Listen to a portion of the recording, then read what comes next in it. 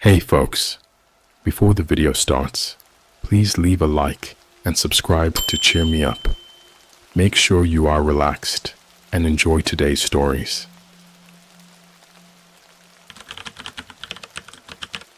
I found a webcam feed on the dark web. It's streaming from my own home. Hey Reddit, I've always been a lurker here, but something happened recently that I need to get off my chest. It's one of those stories that I'd dismiss as some made-up creepypasta if I wasn't living it. I've got no idea who else to tell. So here goes. I guess I should start by saying I'm not your typical horror story protagonist. I'm not some adrenaline junkie or thrill seeker. I'm just a regular dude in his mid-20s with too much time on his hands. I spend most of my days working from home as a freelance graphic designer. The hours are flexible. The pay is decent, and the best part is that I get to avoid the dreaded morning commute. My apartment is pretty much my entire world. Cozy, quiet, and just the way I like it. But like many people working from home, I get bored. I'm online pretty much all the time, and after a while, you start to feel like you've seen everything the internet has to offer. That's when I made the mistake of delving into the dark web. Now, before you judge, let me clarify. I wasn't looking for anything illegal. I was just curious. I had heard all the stories about the dark web, and I wanted to see for myself what it was all about. I figured I'd poke around a bit, maybe satisfy my curiosity, and then move on. Harmless, right? The first few times I logged on, I didn't find anything that interesting. Just some shady marketplaces, forums, with people talking about who knows what, and a bunch of links I didn't dare to click. Most of it was boring or sketchy, nothing like the horror stories I'd heard. I was about ready to chalk the whole thing up as a waste of time until I stumbled across a site with a simple, unassuming title. Live feeds. It didn't look like much. Just a plain black page with a list of links to various webcam feeds. There were no descriptions or thumbnails, just a bunch of random numbers and letters for each link. I hovered over one of them, my cursor blinking as I hesitated. I knew this was probably a bad idea, but something in me, the same curiosity that led me here in the first place, told me to click. So I did.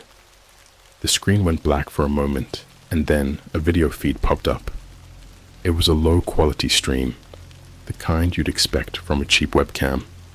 The image was grainy and had that eerie greenish tint that reminded me of old security camera footage.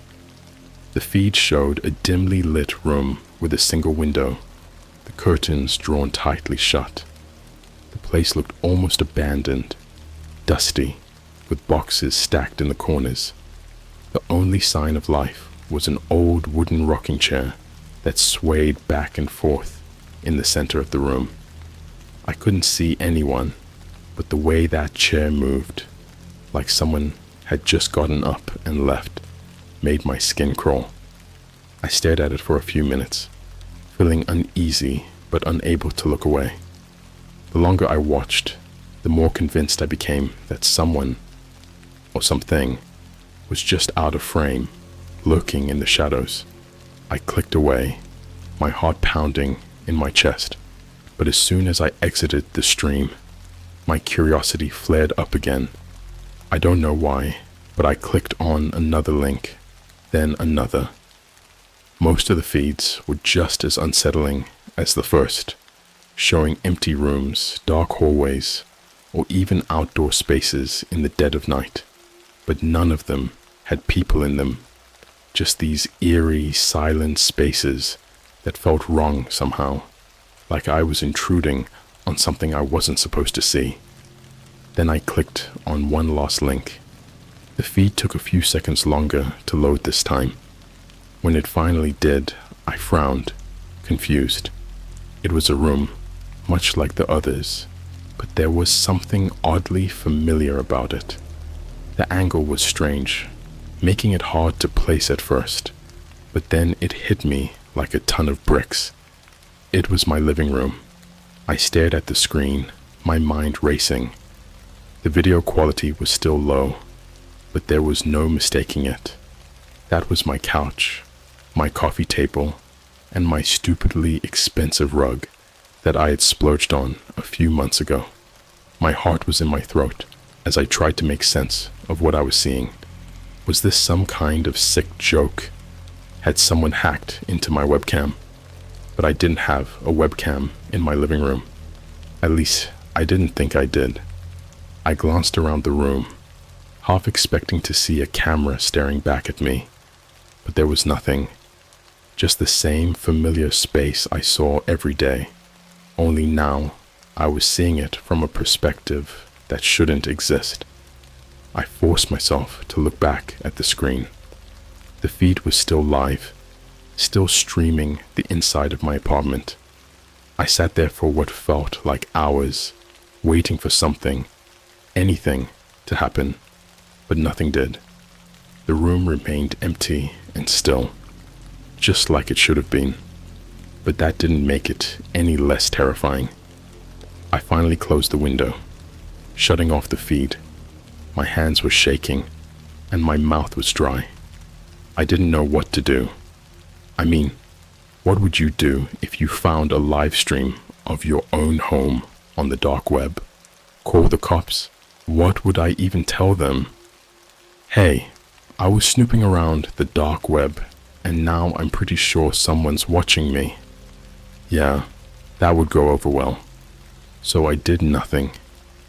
I closed my laptop, locked all the doors, and tried to convince myself it was just a weird coincidence. A prank, maybe. Someone with a similar looking apartment, that's all. It was the only explanation that made any sense, and I was desperate to believe it. But deep down, I knew that wasn't the case, because when I went to bed that night, I couldn't shake the feeling that I was being watched. And that chair in the video, the one that was swaying back and forth, well, I didn't have a rocking chair in my apartment. At least not yet. Sleep didn't come easy that night. I tossed and turned, my mind racing with thoughts of that strange video feed.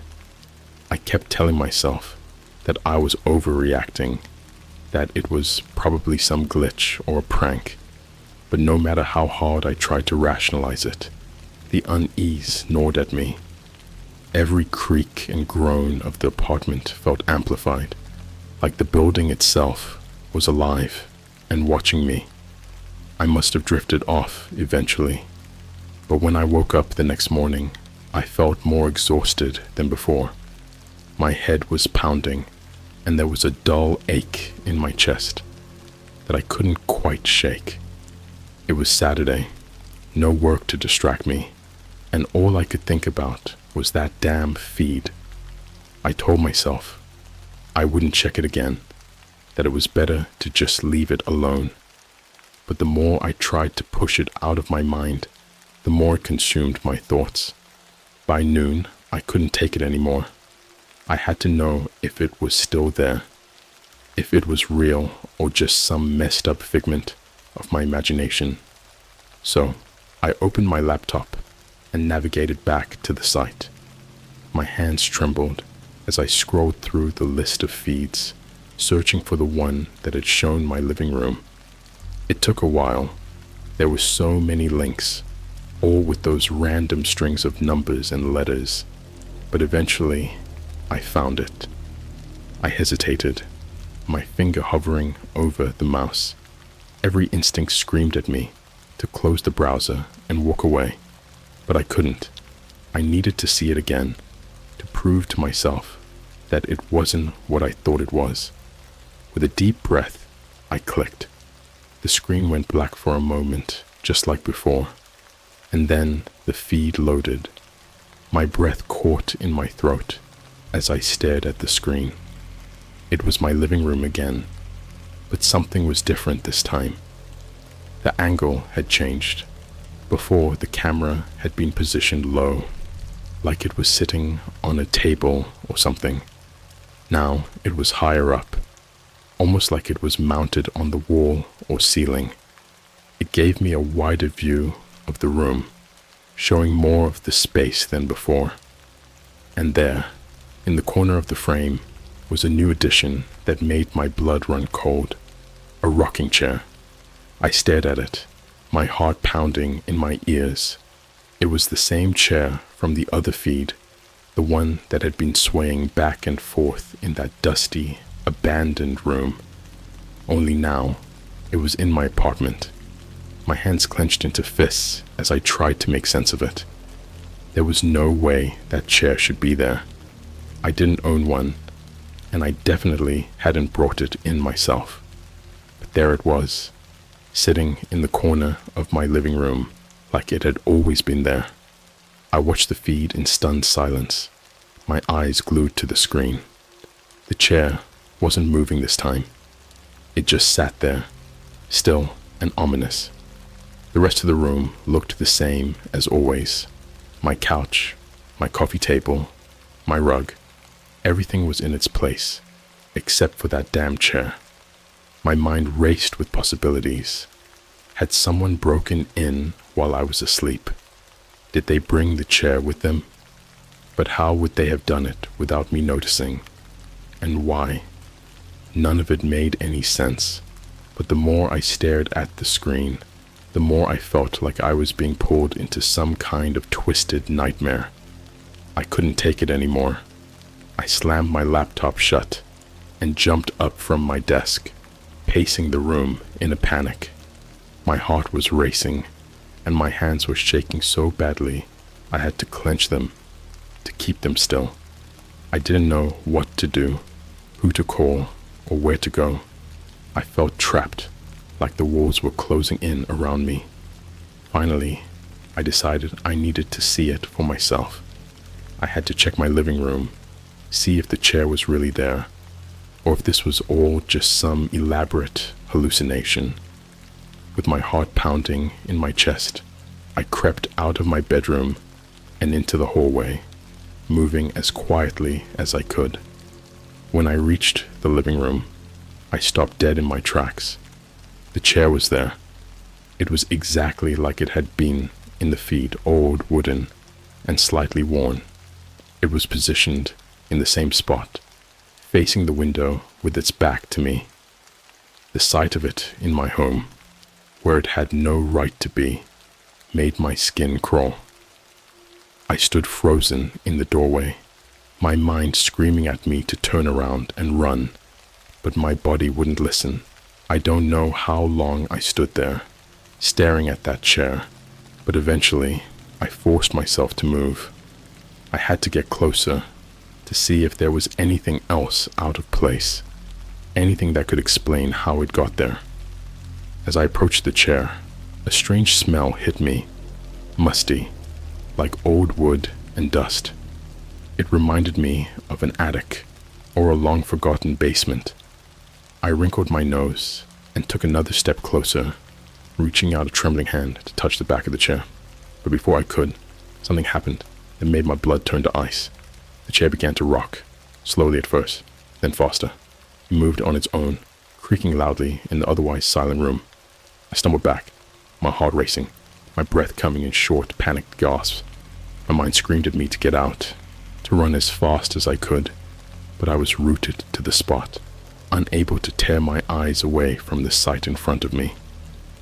As the chair rocked back and forth, a dark figure began to materialize in the seat, like a shadow coming to life. It was faint at first, barely more than a silhouette, but it grew darker and more defined with each passing second.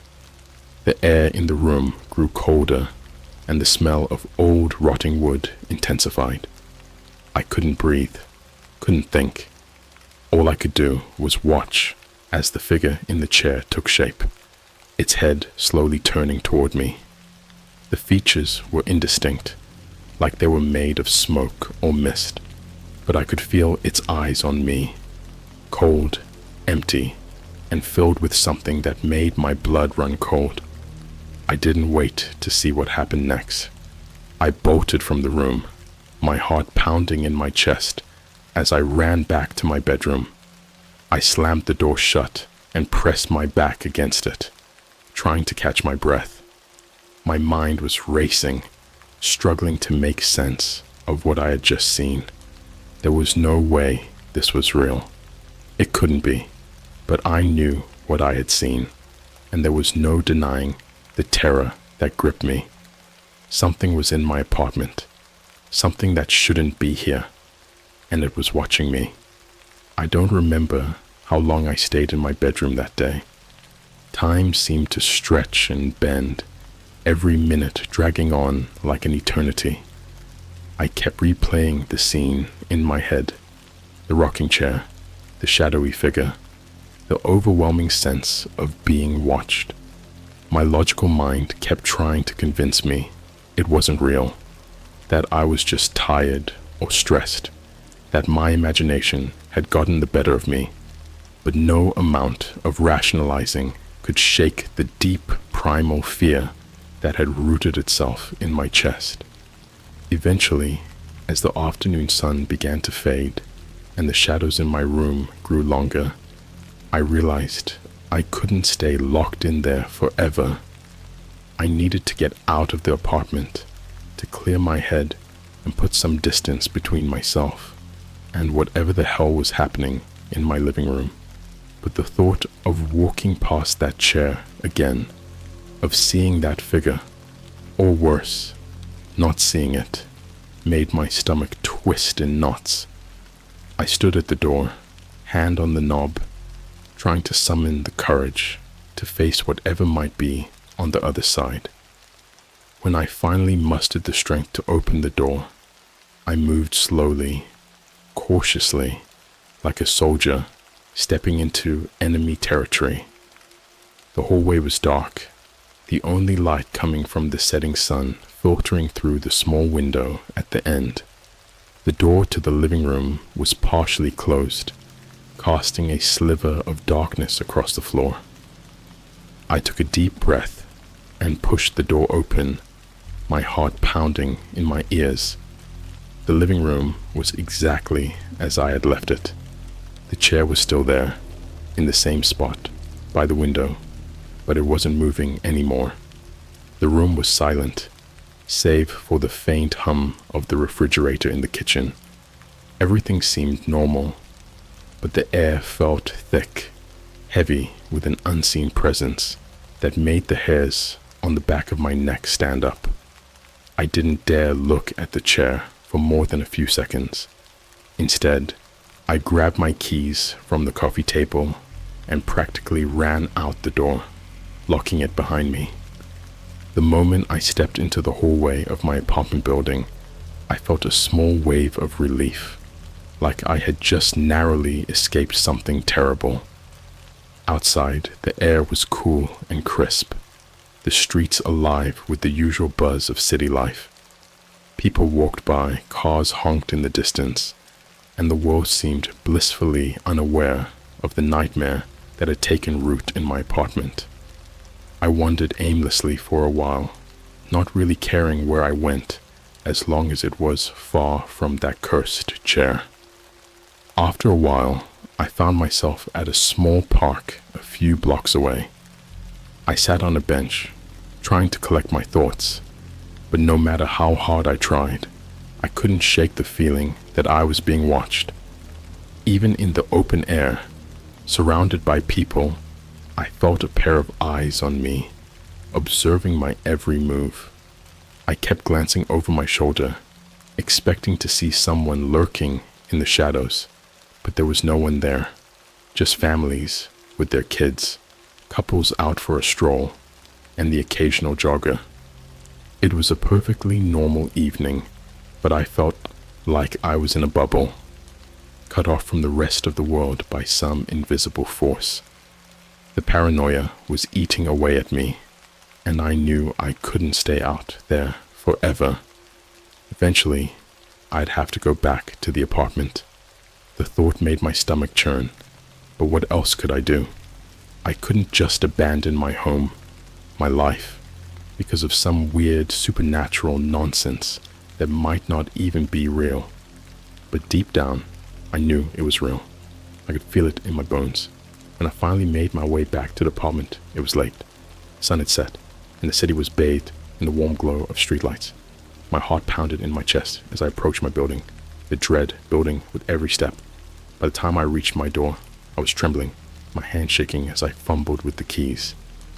The moment I stepped inside, the oppressive atmosphere hit me like a brick wall. The air was thick, almost suffocating, and there was a faint, musty smell that I hadn't noticed before. I stood in the entryway, listening for any sign of movement, but the apartment was eerily silent. I forced myself to walk into the living room, half expecting to see the chair rocking again, or worse, that shadowy figure staring back at me. But the chair was still, and the room was empty.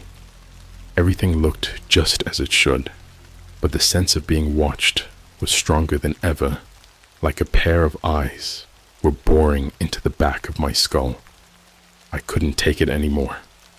I grabbed a blanket from the couch, turned off all the lights, and retreated to my bedroom, locking the door behind me. I figured if I could just get through the night, maybe things would look different in the morning. Maybe this was all some bizarre stress-induced hallucination, and a good night's sleep would fix everything. But as the hours ticked by, and the silence of the apartment pressed in on me, I realized I was fooling myself. There was something in my home, something I couldn't see, but that was very much aware of me. At some point during the night, I must have dozed off, because I was jolted awake by a noise that made my blood run cold. It was the sound of creaking wood, slow and rhythmic, like the rocking of a chair. My heart pounded in my chest as I strained to listen, praying that it was just my imagination. But the sound continued, steady and deliberate, coming from the living room. I squeezed my eyes shut, clutching the blanket to my chest like a shield, but it didn't stop the sound from creeping under the door, filling my ears with that eerie, relentless creaking. I lay there, paralyzed by fear, unable to move or even breathe properly. The sound of the chair rocking back and forth was all I could focus on, a haunting lullaby that seemed to be drawing closer and closer, even though I knew it wasn't.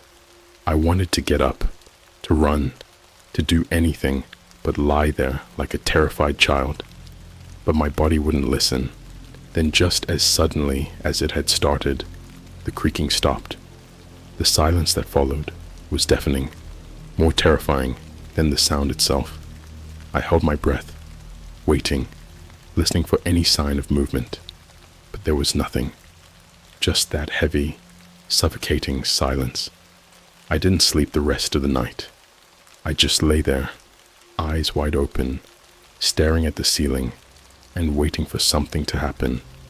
But the apartment remained quiet, the oppressive atmosphere weighing down on me like a lead blanket. When the first light of dawn finally filtered through the curtains, I felt a small measure of relief, but it was fleeting, because I knew that whatever had happened the night before wasn't over. It was just beginning, and I had no idea how to stop it. The morning light should have brought comfort, but instead, it felt like a cruel joke. The sun was shining, birds were chirping outside, and the world was going about its business as usual. But inside my apartment, the air was thick with dread, like the walls were closing in around me. I hadn't moved from my bed since the night before, and even though the daylight should have dispelled the terror, I could still hear that creaking chair in the back of my mind. I knew I couldn't stay in the apartment much longer, but where could I go? My friends all lived out of town, and I didn't have family nearby. Besides, how would I explain what was happening? Oh, I'm just crashing here because my apartment is haunted by a rocking chair. Yeah, That'd go over real well. I needed to do something, though. Anything. Sitting around, waiting for whatever was in my apartment to make its next move, was driving me insane. I decided to start by taking a closer look at that chair.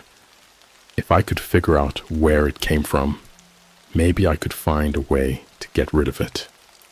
I forced myself to get up and walked into the living room, every step feeling heavier than the last. The chair was still there, perfectly still now, as if it hadn't been the source of terror just hours before. In the daylight, it almost looked normal. Almost, but there was something off about it, something I couldn't quite put my finger on. The wood was worn and rough, and the design was old-fashioned, like something you'd find in an antique shop. But the more I looked at it, the more it seemed wrong, like it didn't belong in this time or place. I reached out to touch it, my hand trembling as I did. The wood was cold, colder than it should have been, like it had been sitting in a drafty attic for years. The smell of must and decay was stronger up close, making my stomach churn. I pulled my hand back, wiping it on my pants, as if I could rid myself of the chill that had seeped into my skin. That's when I noticed something else. Carved into the back of the chair, almost hidden in the worn wood, was a series of symbols. They were faint, barely visible, but there was no mistaking them. Strange, intricate markings that looked ancient, like they belonged in some old, forgotten book. I didn't recognize them, but they sent a shiver down my spine. I took a picture of the symbols with my phone, hoping I could find something about them online. Maybe they were part of some old furniture maker's mark. Or maybe, God, I hope not, they were something more sinister. Either way, I needed answers. I spent the rest of the day scouring the internet, diving deep into forums and obscure websites, looking for anything that matched the symbols on the chair. But all I found were dead ends and vague references to old folklore that made no sense. The more I searched, the more frustrated I became, and the more the fear gnawed at me. It felt like I was spiraling into a dark hole with no way out.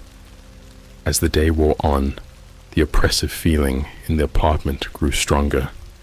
The air was heavy, almost suffocating, and every shadow seemed to stretch just a little too long, linger just a little too much. I couldn't shake the feeling that I was being watched, even though I was alone. I tried to distract myself, turning on the TV and blasting the volume, but it didn't help. The sounds of the outside world, the normalcy of it all, only made the terror that much worse. It was like my apartment existed in a bubble, cut off from everything else, and I was trapped inside with whatever was lurking in the shadows. By the time night fell, my nerves were shot. I hadn't eaten all day, my stomach too knotted with fear to handle food. Every creak of the floorboards, every groan of the building settling, sent my heart racing. I couldn't sit still, couldn't focus on anything but the growing sense of dread that had taken over my mind. I knew I couldn't sleep, not after the night before, but I was too exhausted to think clearly, too scared to do anything but sit and wait for whatever was coming. The apartment was silent, the kind of silence that felt unnatural, like the calm before a storm. Then just as I was starting to think maybe, just maybe, I had imagined it all, I heard it. The creaking, slow and rhythmic, just like before. My blood turned to ice as I realized it was coming from the living room again. The chair was moving, all on its own, just like the night before. But this time, I wasn't going to sit there and wait for whatever was in that chair to come for me. I had to confront it, had to do something before I lost my mind, with my heart pounding in my chest. I grabbed the nearest object I could find, a heavy book from the coffee table, and crept toward the living room. The creaking grew louder with each step, the sound echoing in my head like a twisted lullaby. My hands were shaking so badly I could barely hold on to the book, but I forced myself to keep moving.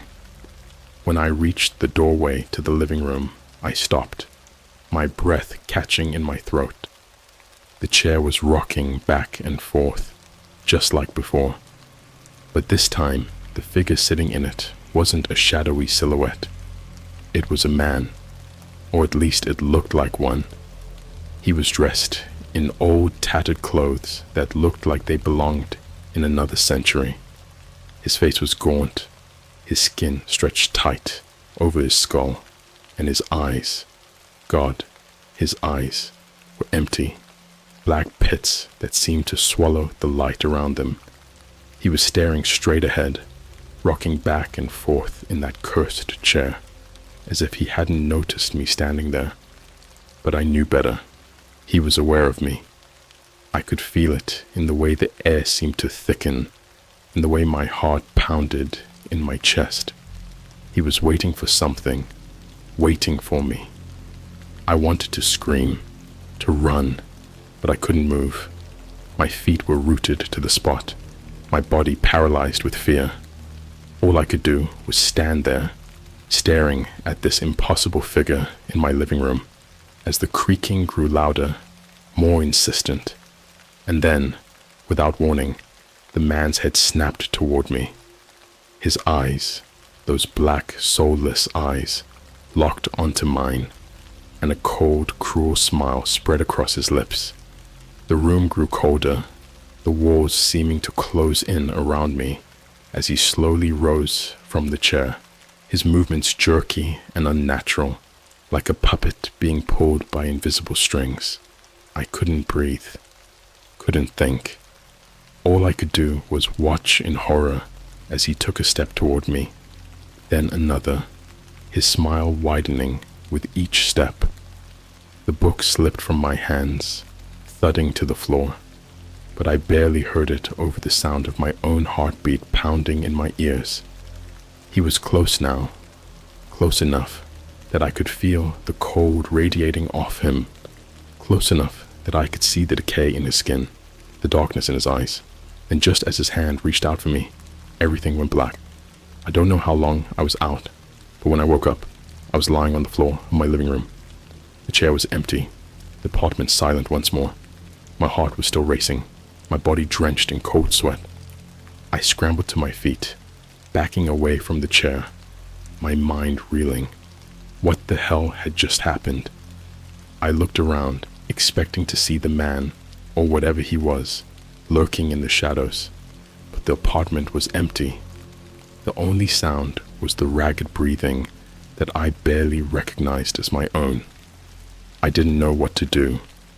I couldn't stay in that apartment, not after what I had seen. But where could I go? Who could I turn to?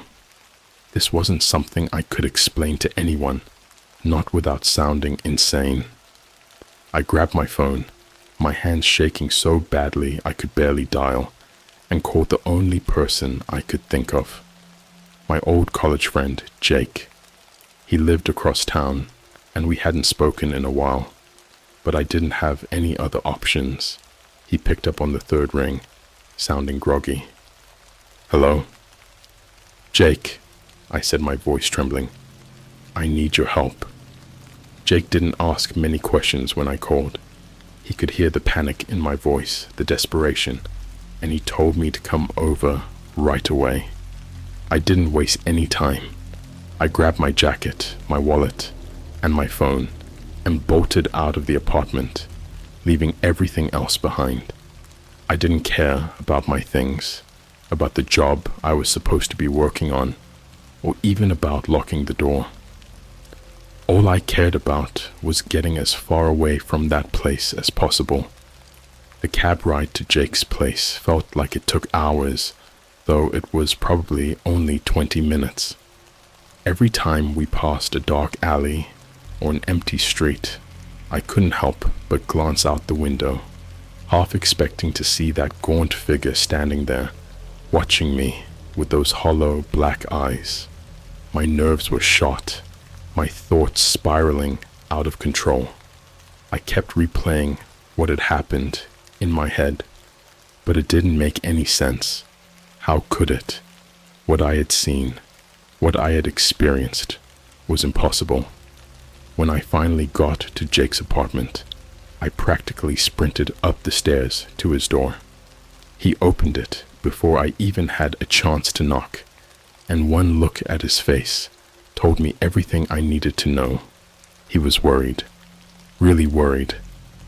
"Dude, what the hell happened to you?" Jake asked as he pulled me inside. I didn't know where to start. How could I explain everything I'd seen, everything I'd felt, without sounding like I had completely lost my mind? But Jake was one of the few people I trusted, and I knew I had to try. I don't know how to explain it, I began, my voice shaky. There's something in my apartment, something unnatural. It all started when I found this webcam feed on the dark web, and it was streaming from inside my place. There was this chair, and, God, Jake, I know this sounds insane, but there was someone in it, someone who shouldn't be there. Jake didn't interrupt. He just listened, his expression growing more serious with each word I spoke. When I finished, he let out a long, slow breath and ran a hand through his hair. "Okay," he said finally. "First of all, we need to calm down and figure this out. I'm not saying I believe in ghosts or whatever, but it's clear something messed up is going on. Maybe someone's screwing with you, playing some kind of twisted prank." "Jake, this wasn't a prank," I replied, my voice trembling. "I saw him in my living room, rocking in that damn chair. He looked right at me, like he was waiting for something. And then, everything went black." Jake frowned, his eyes narrowing. "And you're sure it wasn't just a nightmare or a hallucination? I mean, you've been under a lot of stress, right? Sometimes the mind plays tricks on you." "I know what I saw," I insisted. "This was real. It felt real. More real than anything I've ever experienced. There was something evil in that room, Jake. Something that wants me, that's been watching me." Jake stared at me for a long moment, then nodded slowly. "All right, let's say you're right. What do we do about it?" That was the million-dollar question, wasn't it? I had no idea what to do. Part of me wanted to burn the entire building to the ground, to make sure whatever was in that chair was destroyed for good. But that wasn't realistic, and I knew it. "We have to go back," I said, the words tasting like ash in my mouth. "We need to figure out what this thing is, where it came from. Maybe there's something in the apartment, something I missed, that can help us understand what we're dealing with." Jake's eyes widened. "You're kidding, right? After everything you just told me, you want to go back there?" "I don't have a choice," I said quietly. "This thing, whatever it is, it's not going to stop. It's already gotten into my home, into my head. If I don't face it now, it'll only get worse." "I can feel it, Jake. It's not just going to go away." He hesitated and sighed. "All right, if you're sure about this, then I'm with you. But we're not going in unprepared. I'm grabbing a flashlight, a baseball bat, and some sage. I'm not saying I believe in that kind of stuff, but if it makes you feel better, it can't hurt." I managed a weak smile. "Thanks, man." We gathered what we could. Jake's old aluminum bat, a couple of flashlights, and some sage he found in the back of a drawer. It felt ridiculous, like we were gearing up for a bad horror movie, but it was all we had. My hands were still shaking as we headed back to my apartment, the fear gnawing at me like a wild animal. The building was eerily quiet when we arrived. The kind of quiet that made you feel like you were walking into a trap. The hallway leading to my door seemed longer than usual, stretching out before us like a dark tunnel. My heart pounded in my chest as I unlocked the door, my hand trembling so badly I could barely get the key into the lock. When the door swung open, the apartment was just as I had left it. The living room was bathed in the pale light of the street lamp outside, casting long shadows across the floor. The chair was still there, sitting by the window, just as I had seen it last. But now, it felt like it was waiting for me, like it knew I was coming back.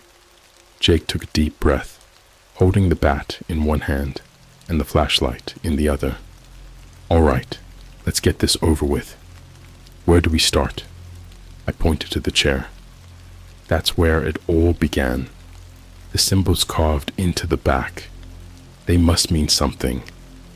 We need to get a closer look, see if there's anything else hidden on it. We approached the chair cautiously, like it might spring to life at any moment. The air around it felt colder, more oppressive, and that musty smell was back, stronger than ever. Jake shined the flashlight on the symbols, and I bent down to examine them more closely. They were more intricate than I had realized, the carvings deep and deliberate.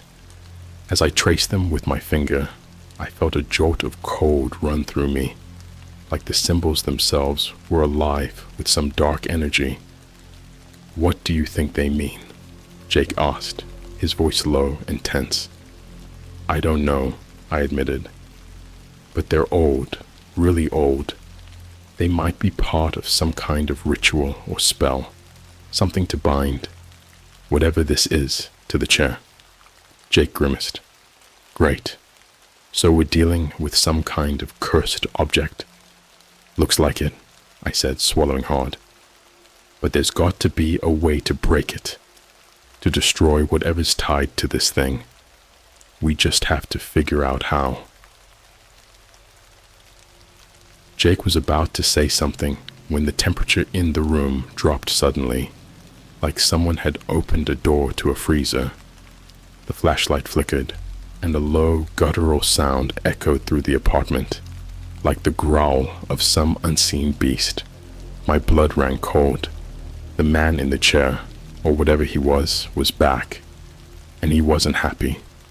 The chair began to rock slowly, the creaking sound filling the room.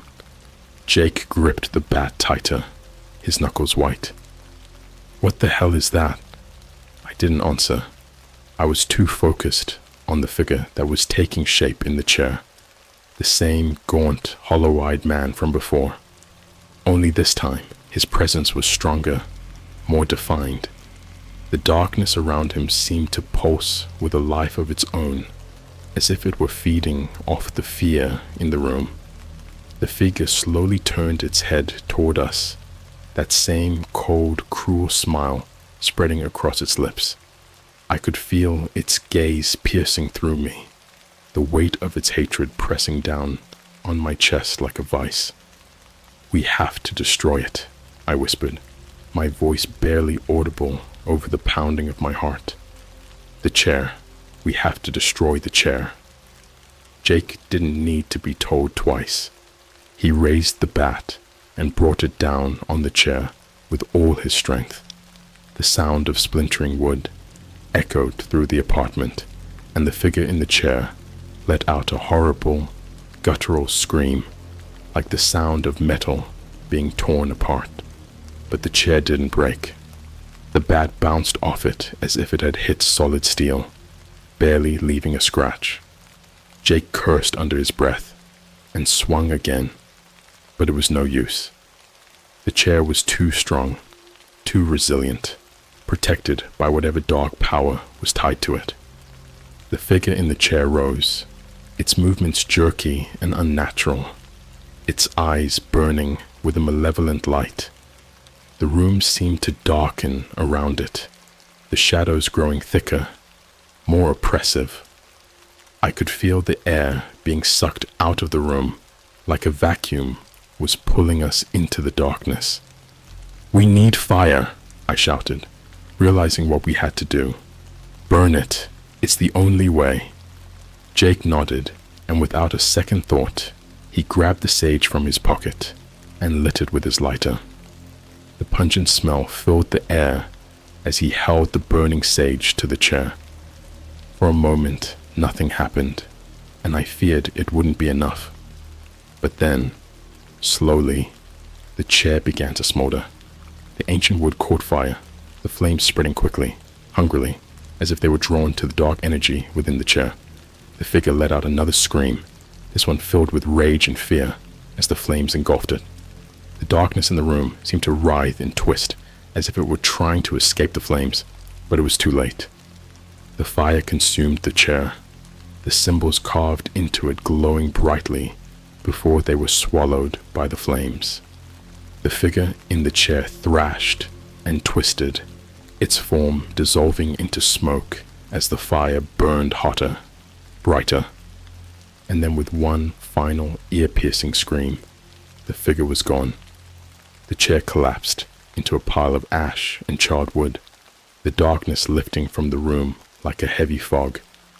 Jake and I stood there, breathing hard, staring at the smoldering remains of the chair. The air was still heavy with the scent of burning wood and sage, but the oppressive feeling was gone, replaced by a strange, hollow silence. "It's over," Jake said finally, his voice hoarse. "It's really over." I nodded, still trying to process what had just happened. The terror, the darkness, the feeling of being watched. It was all gone. Whatever had been tied to that chair was destroyed, its power broken. But even as relief washed over me, I couldn't shake the feeling that something had changed, that something had shifted in the fabric of my reality. I had faced the darkness and survived, but I knew I'd never be the same. The memory of those hollow eyes, that cruel smile, would haunt me for the rest of my life. As Jake and I left the apartment, the first rays of dawn began to break over the horizon.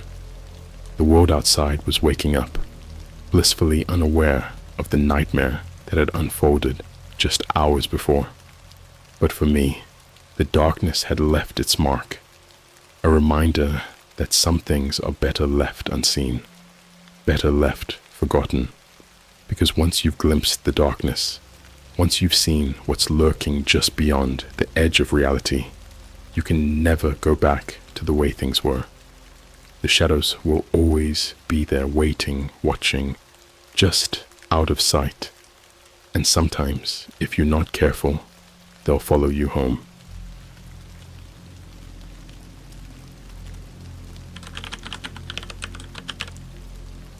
I paid for a live chat with a fortune teller on the dark web.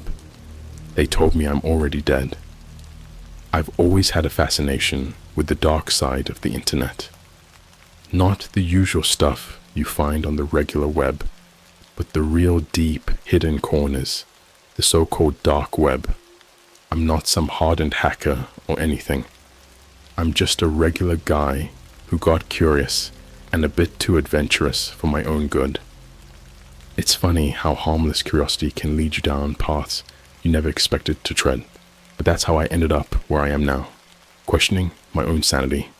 It started like most bad ideas do, late at night, with a few beers in my system and nothing better to do. I'd been browsing through Reddit, clicking through all those deep web horror stories and thinking how most of them were probably made up. But some part of me wanted to know more, wanted to see if there was anything real behind all the hype. That's when I decided to take the plunge. I knew the basics of how to access the dark web, downloaded Tor, made sure my VPN was on, all that stuff. I figured I'd just poke around a bit, see what was out there. At first, it was all pretty underwhelming. There were the usual marketplaces selling drugs and fake IDs, some sketchy looking forums, and a lot of dead links. I was almost ready to call it a night when I stumbled across a site that caught my attention. It was called the Oracle's Chamber. The name was corny, sure, but it had a certain vibe that intrigued me. The homepage was simple, with an old pixelated image of an eye at the top and some text below it that read, "Know your fate. Speak with the Oracle." Underneath, there was a button that said Enter. I don't know why I clicked it. I didn't believe in any of that fortune teller crap, but something about it felt different from the other sites I'd seen.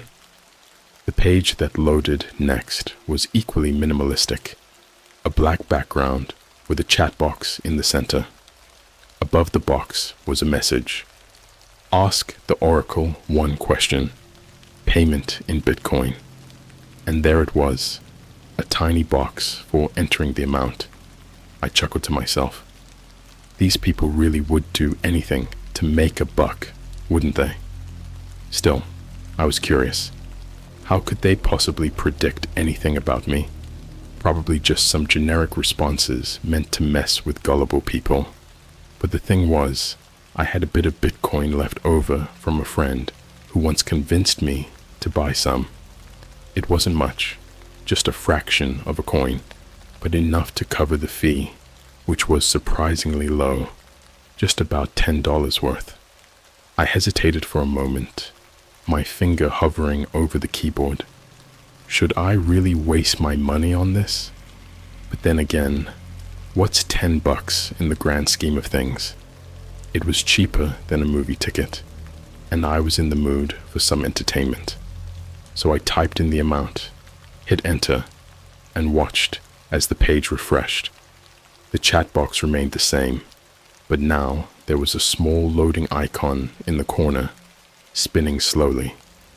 A few seconds later, the spinning stopped, and a new message appeared. You may ask your question. I stared at the blinking cursor for a moment, unsure of what to ask. What do you even say to an oracle on the dark web? I decided to go with something simple, something that couldn't be easily guessed or generalized. Will I be successful in life? I typed and hit send.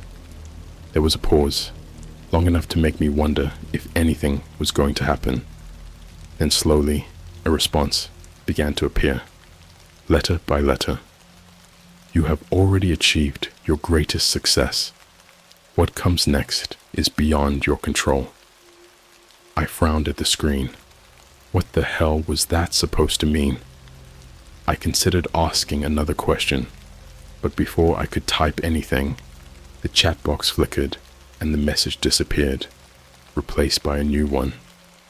Do you wish to know the truth? The cursor blinked at me, as if daring me to reply. This was getting weird, but my curiosity had been piqued. Maybe it was some sort of psychological trick, but I was hooked. So I typed, yes. The screen went black for a moment, and I thought maybe I had been disconnected. But then the chat box reappeared, and this time the message was different. It wasn't typed out slowly like before. It just appeared all at once. You are already dead. I blinked, rereading the message several times. What the hell was that supposed to mean? I was about to type something in response when another message popped up. Do you wish to see? Now I was seriously freaked out, but also intrigued. I know, it sounds insane, but something about the whole thing felt so deliberate, like it was tailored specifically for me. Against my better judgment, I typed, yes. The screen went black again, and this time it stayed that way for a while. I waited, feeling a knot form in my stomach. When the screen finally flickered back to life, it wasn't the chat box that appeared. Instead, it was a video feed. The quality was grainy, like an old security camera, but I could make out a room, my room. I gasped, my heart hammering in my chest. The camera was positioned at an angle, showing the corner of my bedroom where I sat at my desk, staring at the screen. Except the person in the video wasn't moving. They were slumped over the desk, face down on the keyboard. And then I realized I wasn't moving either. My hands were frozen over the keys, my body stiff. I tried to move, to get up, but I couldn't. It was like I was paralyzed, my mind racing, trapped inside a body that wouldn't respond. As I watched in horror, the camera slowly zoomed in on the figure at the desk, on me.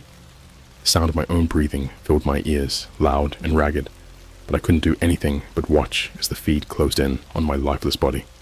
A new message appeared on the screen, overlaying the video. Welcome to the truth.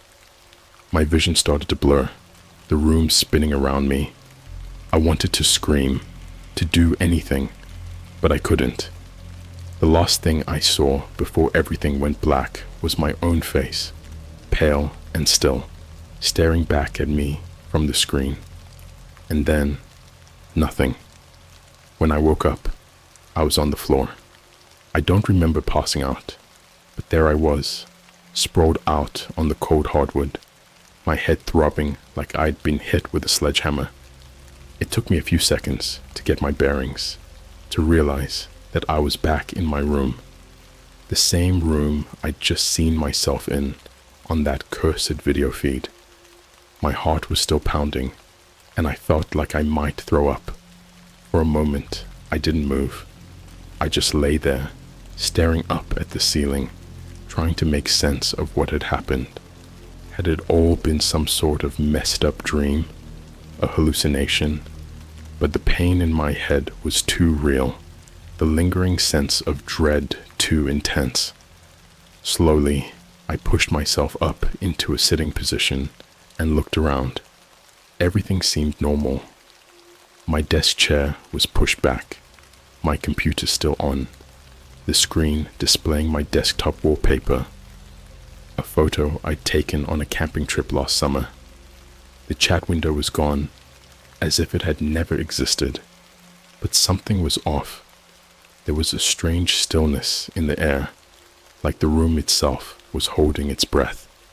I shakily got to my feet, my legs feeling like jelly. I needed to get out of there, to clear my head and get some fresh air. But as I reached for my phone, I noticed something that made my blood run cold. There was a new icon on my desktop, a plain white envelope. It hadn't been there before. My heart sank as I slowly moved the mouse and double-clicked it. A text document opened up, with just a few words typed in the center of the page. Look closer. That was it. No explanation, no signature, nothing. I stared at the words, my mind racing. What the hell was this supposed to mean? Look closer at what? My room? The video? My own life? My hands were shaking as I closed the document and stood up, glancing around the room. Everything looked the same. My unmade bed, the clothes piled on the chair, the posters on the wall. But the atmosphere had shifted. I could feel it deep in my bones, like the air was thicker, more oppressive. I walked over to the mirror on my closet door and stared at my reflection. I looked normal, if not a bit pale. My dark hair was messy from sleep, and there were bags under my eyes. I leaned in closer, examining my face, but nothing seemed out of the ordinary. I was about to turn away when something caught my eye. At the very edge of the mirror, in the corner, there was a smudge. It was faint, almost imperceptible, but it was there. I leaned in, squinting to get a better look. The smudge wasn't just dirt or a fingerprint. It was more like a mark, almost like a small faded symbol. It looked like a spiral, but it was broken in places, like it had been scratched into the glass. I hadn't noticed it before, but now that I saw it, I couldn't unsee it. I reached out and touched the smudge, expecting it to wipe away, but it didn't budge. It was like it was part of the mirror itself, embedded deep within the glass. A shiver ran down my spine, and I quickly stepped back, trying to shake off the unease that was building inside me. I needed to get out of there. I grabbed my phone and my keys and practically bolted out of the room, not bothering to lock the door behind me. The hallway outside my apartment was eerily quiet, the kind of silence that presses down on you like a heavy blanket. I hurried down the stairs and out onto the street, gulping in the cool night air like a drowning man coming up for breath. It was late, probably past midnight by now, and the streets were almost empty. The usual city sounds were muted, distant, as if I was hearing them through a thick layer of cotton. I wandered aimlessly for a while, trying to calm my nerves, but no matter how far I walked, I couldn't shake the feeling that something was terribly wrong, like the world had shifted slightly, tilted on its axis, just enough to throw everything off balance. Eventually, I found myself at a small park a few blocks from my apartment. It was one of those places that's usually packed during the day, with kids playing and people walking their dogs, but at this hour, it was deserted. I sat down on a bench near the edge of the park, my hands still trembling. I pulled out my phone, hoping to distract myself, but the moment I turned it on, my stomach dropped. There was a notification on my lock screen, a new message, but the weird part was there was no name or number attached to it, just a blank space where the contact information should have been. My thumb hovered over the screen, dread pooling in my gut. I knew I shouldn't open it, that whatever it was couldn't be good, but curiosity got the better of me, like it always does. I tapped on the message, and the screen flickered for a moment before the text appeared. It was short, just a single line. "You're getting closer." That was it. No explanation, no context, just those 3 words. I stared at the screen, my heart racing, trying to make sense of it. Getting closer to what? The truth? My own death? I didn't even know anymore. But then, as I was sitting there, the screen began to flicker again, like it was glitching out. My phone buzzed in my hand, the vibration sharp and jarring, and a new message appeared, this time right on top of the old one. "Come back." I dropped the phone like it was burning hot, my mind reeling. I was done with this. I didn't want to know what was going on anymore. I just wanted it to stop. But deep down, I knew that wasn't an option. Whatever I'd stumbled into, it wasn't going to let me go that easily. I snatched my phone off the ground and bolted out of the park, heading straight back to my apartment. I didn't even think about what I was doing. I just knew I had to go back to my room, back to whatever was waiting for me there. I had to know. I had to understand. When I reached my building, I took the stairs 2 at a time, my breath coming in ragged gasps. I burst through the door to my apartment and slammed it shut behind me, the sound echoing in the empty space. The room was just as I'd left it, quiet, still, but with that same oppressive weight hanging in the air. I approached my computer cautiously, half expecting something else to have appeared on the screen, but it was just the desktop, the same as before. I sat down in the chair, my hands still shaking as I moved the mouse. The cursor drifted across the screen, almost of its own accord, and I felt that familiar knot of dread tightening in my stomach. And then I saw it. In the bottom corner of the screen, barely visible, was another icon, a tiny black square with the same spiral symbol I'd seen in the mirror. My breath caught in my throat as I hovered over it, unsure if I should click. But I knew I didn't have a choice. I had to see this through. whatever it was. I double-clicked the icon, and the screen immediately went black. My heart skipped a beat, but before I could react, a new window opened. It was a video file, just like before, but this time, the image was different. The camera was still in my room, but it was no longer showing me. It was showing my bed, and on the bed was a figure, shrouded in shadows, barely more than a silhouette. It was lying there, completely still, like it was asleep, but I knew it wasn't. It couldn't be, because as I stared at the screen, the figure slowly turned its head towards the camera, towards me, and I recognized the face. It was mine. I didn't know how long I sat there, staring at the screen. Time seemed to stretch and warp, the seconds dragging out into an eternity. My own face stared back at me from the video feed, pale and lifeless, its eyes hollow and dark. It was like looking into a mirror that reflected not just my image, but something deeper, something twisted and wrong. The figure on the bed didn't move. It just lay there, breathing slow and shallow, as if in a deep sleep. But I knew it wasn't asleep. It was waiting for me to do something, to make the next move. I could feel it, that strange connection between me and whatever this was, a tether pulling me closer to some awful truth that I didn't want to face. I don't know what possessed me to do it, but I reached out and touched the screen. My fingers trembled as they made contact with the cold glass, tracing the outline of my own face. The image flickered for a moment, distorting like a bad signal on an old TV, and I felt a jolt of something. Fear, electricity, I couldn't tell which, shoot through me. And then the figure on the bed moved. It was subtle at first, just a small twitch of the hand, but it was enough to send my heart into overdrive. I yanked my hand back from the screen, nearly falling out of my chair in the process.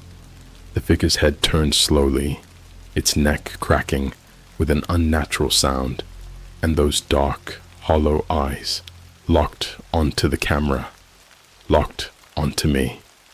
I gasped, my breath catching in my throat. I couldn't look away, even though every instinct in my body was screaming at me to shut the laptop, to run far, far away from whatever this was. But I was frozen, trapped in my own fear, as the figure on the bed slowly sat up. It moved with a stiffness that reminded me of a puppet being pulled by strings, jerky, unnatural. But the worst part was the smile, that sick, twisted smile that spread across its face as it stared into the camera, into my soul. It wasn't my smile. It was something far more sinister, something that didn't belong on a human face. And then, in a voice that sounded like it was coming from the bottom of a well, the figure spoke. "Welcome back." The words echoed through my mind, reverberating like a bell tolling in the distance. My vision blurred, and I had to grip the edge of the desk to steady myself. I didn't know what was happening, what this thing was, or how it was speaking to me, but I knew one thing for certain. I was in over my head. The figure in the video began to move again, swinging its legs over the side of the bed, getting ready to stand. I felt an overwhelming sense of dread, like I was teetering on the edge of a cliff, about to fall into an abyss with no bottom. I couldn't let this happen. I couldn't let that thing stand up. Couldn't let it. What? What was I so afraid of? But I knew, deep down, that if it stood, if it took even one step closer to the camera, something irreversible would happen, something I couldn't come back from. With a shaking hand, I moved the cursor to the corner of the video player, ready to close it. But just as I was about to click, the screen flashed, and a new message appeared in the middle of the video, superimposed over the figure's twisted smile. It's too late. My heart stopped. The figure in the video began to laugh, a low, guttural sound that sent chills down my spine. It was the kind of laugh that comes from deep within, full of malice and cruelty, and as it laughed, it started to rise from the bed, inching closer to the camera, closer to me. I couldn't take it anymore. I slammed the laptop shut, the screen going black as I did. The laughter stopped abruptly, leaving me in a heavy silence that pressed down on me from all sides. I was breathing hard, my chest tight, my mind racing a mile a minute. I'd never felt so scared in my entire life. But as I sat there, trying to pull myself together, I realized something that made my blood run cold. The laughter hadn't stopped because I closed the laptop. It had stopped because I could hear it in the room with me. It started off faint, like it was coming from a distance, but it was growing louder, more distinct. It wasn't just in my head, it was real. I turned slowly, my body moving like I was wading through molasses, and looked at my bed. There, standing at the foot of it, was the figure from the video. It was exactly as I'd seen it, pale, hollow-eyed, with that twisted smile etched into its face. It stood there, staring at me, its head tilted slightly to one side, like it was curious, like it was studying me. The laugh had stopped, but the air around it was charged with a sense of anticipation, like it was waiting for something. I couldn't move, couldn't breathe. All I could do was stare back at this thing that looked like me, but wasn't. It felt like time had stopped, like the whole world had shrunk down to just me and this thing in my room. And then, slowly, it began to move towards me. Its steps were slow and deliberate, each one sending a fresh wave of terror through me. I wanted to scream, to run, but my body wouldn't obey. I was paralyzed, trapped in a nightmare that I couldn't escape. The figure reached out a hand, its fingers long and thin, almost skeletal, and touched my arm. The moment its hand made contact, my vision went dark. It wasn't just a room. It was like I'd been plunged into an abyss, a void where nothing existed. I couldn't see, couldn't hear, couldn't feel anything except the icy cold spreading from where it touched me. And then, just as suddenly as it started, the darkness lifted. I was back in my room, sitting at my desk, my laptop in front of me. The figure was gone. The bed was empty. The room silent. Everything was exactly as it had been before. Normal, like none of it had ever happened. But I knew it wasn't over. The coldness lingered, deep in my bones. A constant reminder that I wasn't alone. That thing, whatever it was, had touched me. It had left its mark. I slowly opened the laptop again, my fingers numb. The screen flickered to life, and there it was. Another message waiting for me. This is only the beginning.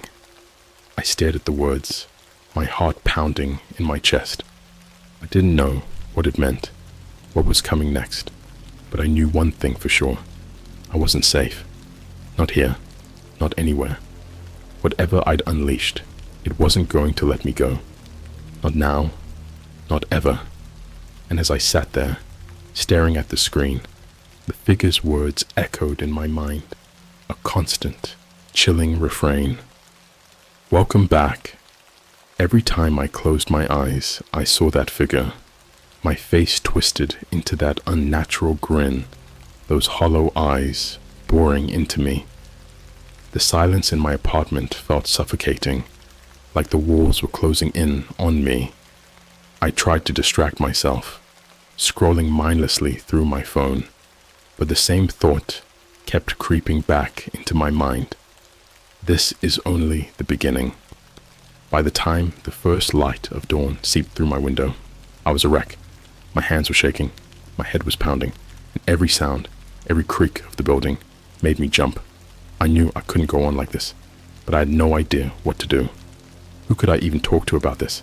How could I explain that something from the dark web had crawled out of my screen and into my life? Around 7 a.m., I couldn't take it anymore. I needed to get out of the apartment, to feel the sun on my face and remind myself that the world outside still existed. I threw on some clothes, grabbed my keys, and practically ran out the door. The streets were busy with the morning rush, people heading to work, kids going to school, the usual hustle and bustle of the city. It should have been comforting, seeing all these normal, everyday scenes. But instead, it just made me feel more disconnected, like I was watching everything from the outside, separated by an invisible barrier. I wandered aimlessly for a while, not really caring where I ended up. I just needed to keep moving, to put some distance between myself and whatever was waiting for me back home. Eventually, I found myself in front of a small cafe, the kind of place I'd usually go to on a weekend to relax with a book or catch up on some work. It felt like a safe haven, a pocket of normalcy in the chaos my life had become. I ordered a coffee and sat by the window, staring out at the people passing by. For a little while, I almost convinced myself that everything was fine, that I'd just had a bad dream or some kind of breakdown. But deep down, I knew that wasn't true. The coldness in my bones was still there, a constant reminder that something had crossed over into my world. I don't know how long I sat there, sipping my coffee and trying to gather my thoughts, but eventually I noticed something strange. There was a mirror on the wall across from where I was sitting, an old ornate thing that looked like it belonged in a Victorian parlor. I'd noticed it when I first walked in, but now it seemed different. The reflection in the mirror was wrong.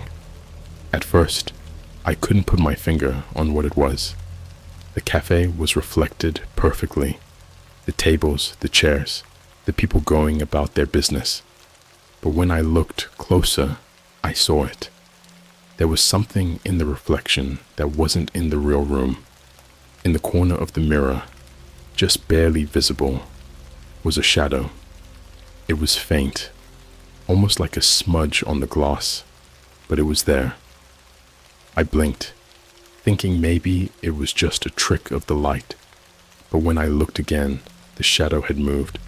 It was closer now, taking shape, becoming more distinct. My heart started to race as I realized what I was seeing. The shadow wasn't just a smudge, it was a figure, and it was standing right behind me. I whipped around in my seat, my breath catching in my throat, but there was nothing there. The space behind me was empty, just a couple of tables and chairs, all of them unoccupied. I turned back to the mirror, my hands trembling, and saw that the shadow had moved even closer. It was almost fully formed now, standing directly behind where I was sitting, its features starting to come into focus. It was me. My reflection in the mirror was normal, sitting there with a look of growing horror on its face. But behind it, that twisted version of me was getting closer, inching forward with every passing second. Its eyes were locked onto mine, that same malicious grin spreading wider and wider. I couldn't breathe. I couldn't think. All I could do was stare at the mirror, watching as the figure reached out a hand towards my reflection. And then, just as its fingers were about to touch my shoulder, the lights in the cafe flickered. For a split second, the whole room plunged into darkness. When the lights came back on, the mirror was shattered.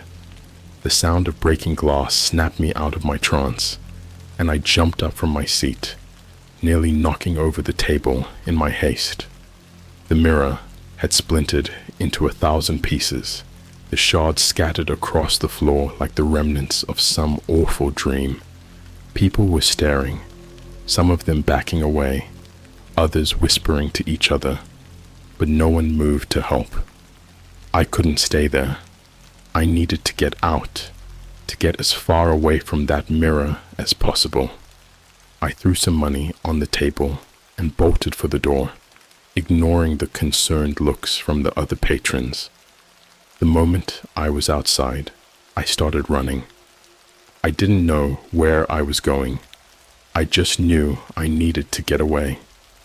Away from the mirror, away from that twisted version of myself that was following me everywhere I went.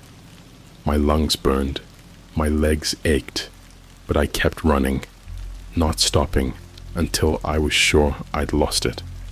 I ended up in an alleyway, leaning against the wall, trying to catch my breath.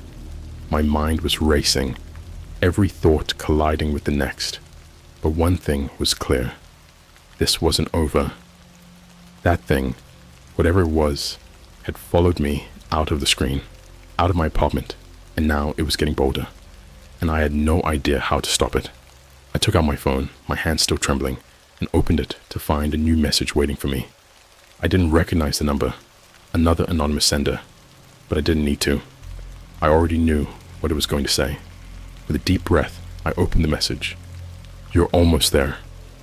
I stared at the words, a sinking feeling in the pit of my stomach.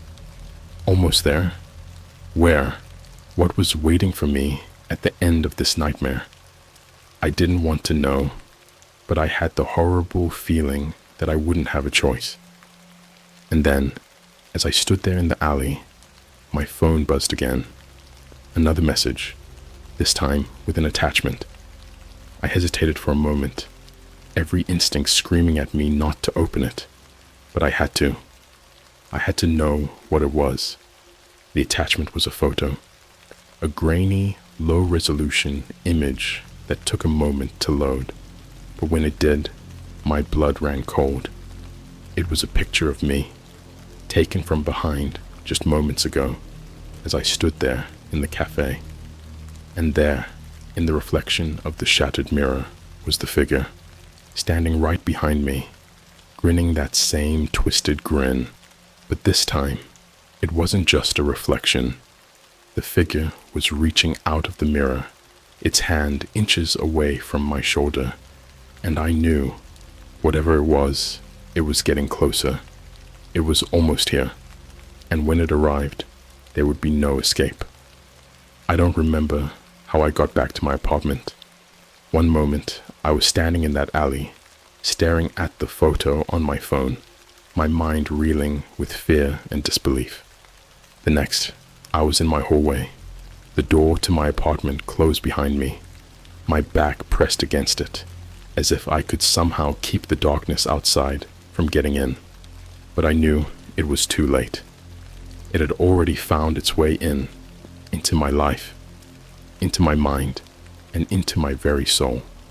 The apartment was silent, that heavy, oppressive silence that I'd come to dread, where even the smallest noise felt like a threat. The air was thick with the cold that had become my constant companion, seeping into my bones, making it hard to think, hard to breathe. But I knew what I had to do. There was no more running, no more hiding. Whatever this thing was, it had been toying with me, leading me step by step into a trap that I had walked into willingly. And now it was time to face it. I moved slowly, deliberately, towards my bedroom. Every step felt like I was walking through quicksand, the weight of my fear pulling me down. But I couldn't stop. I had to see this through, no matter what. When I reached my bedroom door, I hesitated for just a moment, my hand hovering over the handle. 1,000 thoughts raced through my mind, but I pushed them aside. There was no turning back now. I opened the door. The room was dark, the only light coming from the faint glow of the street lamp outside my window. The bed was exactly as I'd left it, unmade, the blankets tangled from a restless night. But there, sitting on the edge of the bed, was the figure, It was me, but not me. The figure looked up as I entered, that same twisted grin spreading across its face. It was dressed in my clothes, its hair styled like mine, but the eyes were wrong.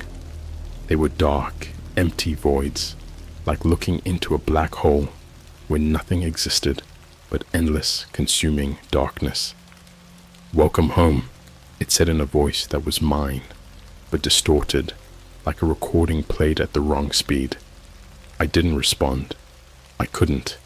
My mouth was dry, my throat tight with terror, but I forced myself to take another step into the room, my legs shaking beneath me. "What do you want?" I finally managed to choke out, my voice barely more than a whisper. The figure tilted its head, as if considering the question. Then it stood up, moving with that same unnatural stiffness, like a puppet being pulled by invisible strings. "What do I want?" it repeated, mocking me with my own voice. "I want what you've already given me." It took a step closer, and I instinctively backed away, my heart pounding so hard I thought it might burst, but there was nowhere to go, nowhere to hide. "I want your life," it said, its voice dripping with malice. "I want to be you, and you." It reached out a hand, that same skeletal hand I'd seen in the reflection, the fingers long and thin, tipped with nails that looked more like claws. "You will be nothing." The words hit me like a physical blow, knocking the air out of my lungs. I wanted to scream, to fight, but my body wouldn't respond. I was trapped, paralyzed by the sheer force of the thing's presence. The figure moved closer, its hand now inches from my face. I could feel the cold radiating from it, a cold so intense it burned. My vision started to blur, the edges of the room darkening, closing in on me. I was losing myself, slipping away into the darkness that had been following me, hunting me. And then, just as the figure's hand brushed against my cheek, something snapped inside me. "No," I whispered, the word barely audible. The figure froze, its eyes narrowing, the grin faltering for just a moment. "What did you say?" it hissed, his voice dripping with venom. "No," I repeated, louder this time, forcing the word out through gritted teeth. I didn't know where the strength was coming from, but I felt it building inside me, pushing back against the fear, the cold, the darkness. I wasn't going to let this thing take me. I wasn't going to let it win. "This is my life," I said, my voice growing stronger with each word. "You can't have it." The figure recoiled, as if I'd struck it, its grin twisting into a snarl of rage.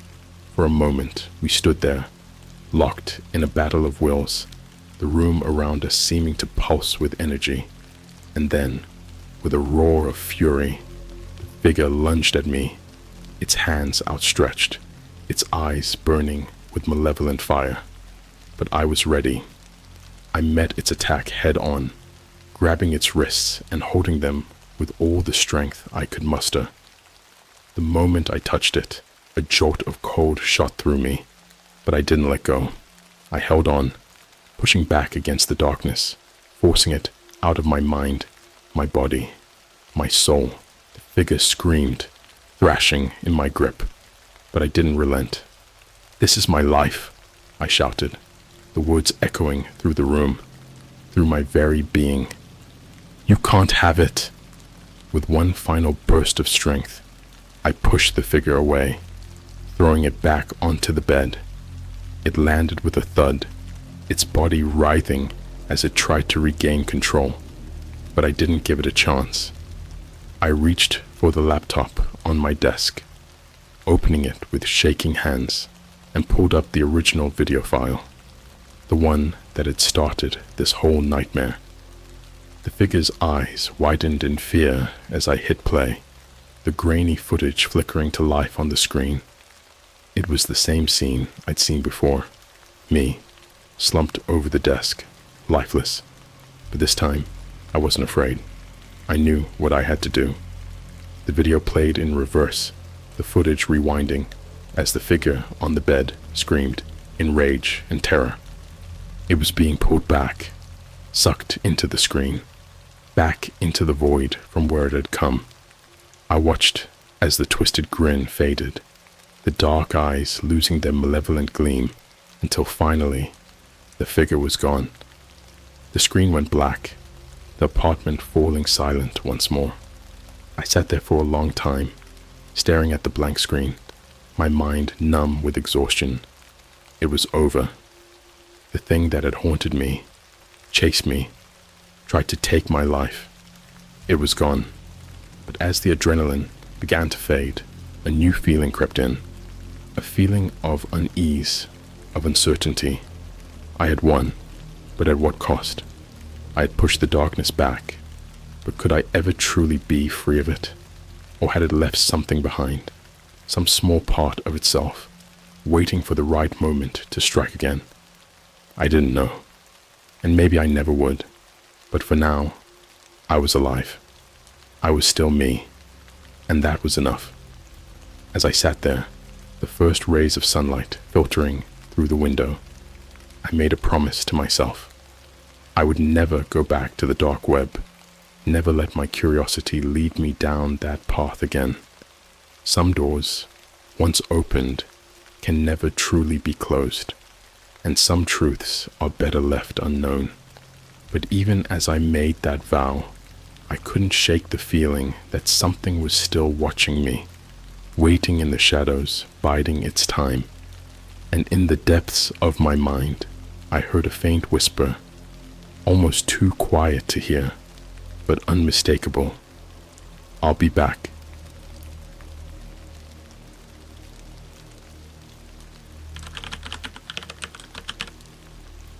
I received a USB drive in the mail.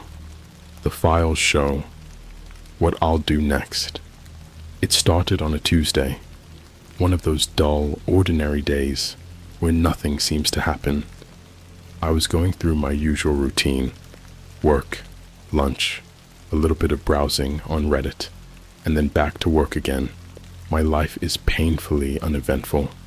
So when I got home that evening and found a small package waiting for me in my mailbox, I was both surprised and a little curious.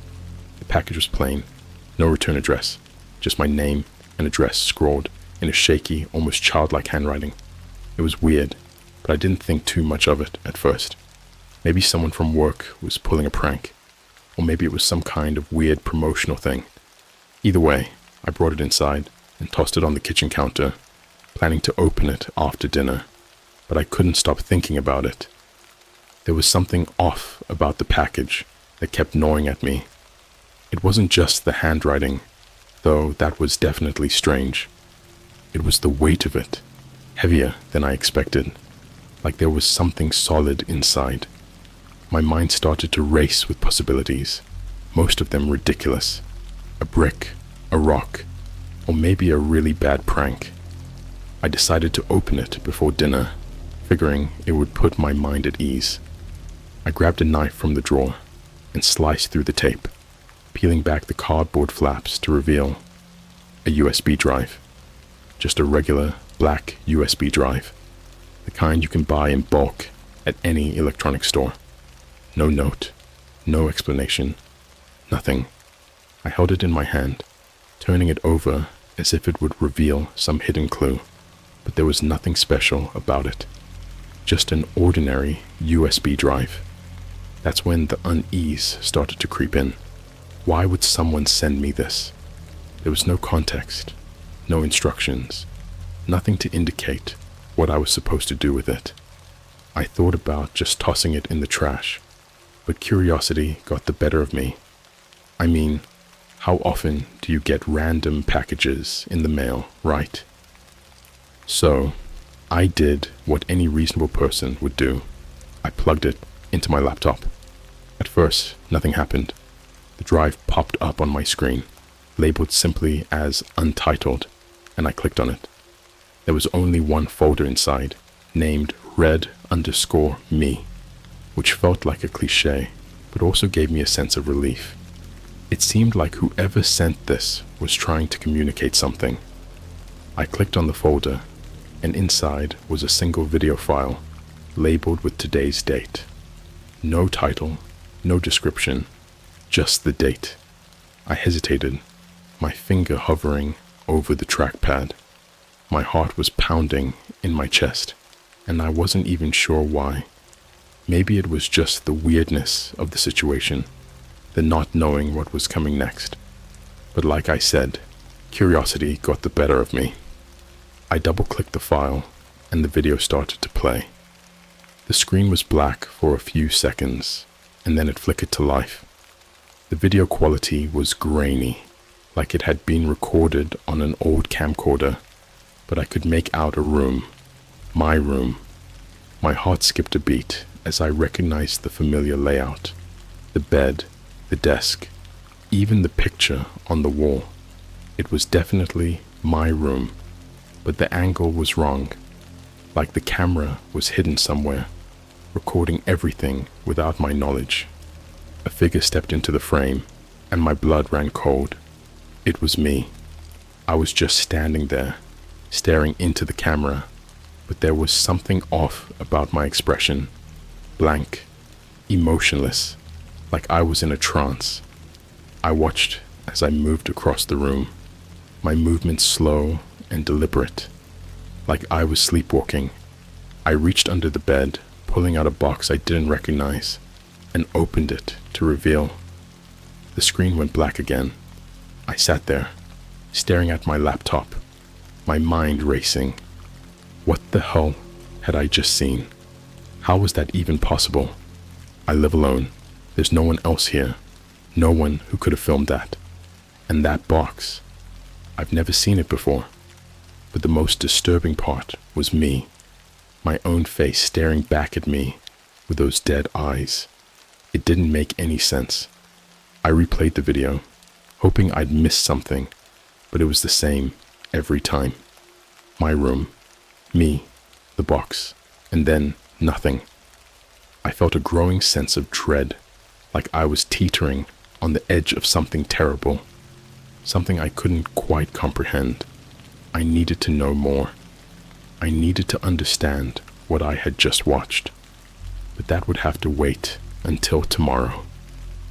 The video had left me feeling drained, and I decided to get some sleep, hoping that things would make more sense in the morning.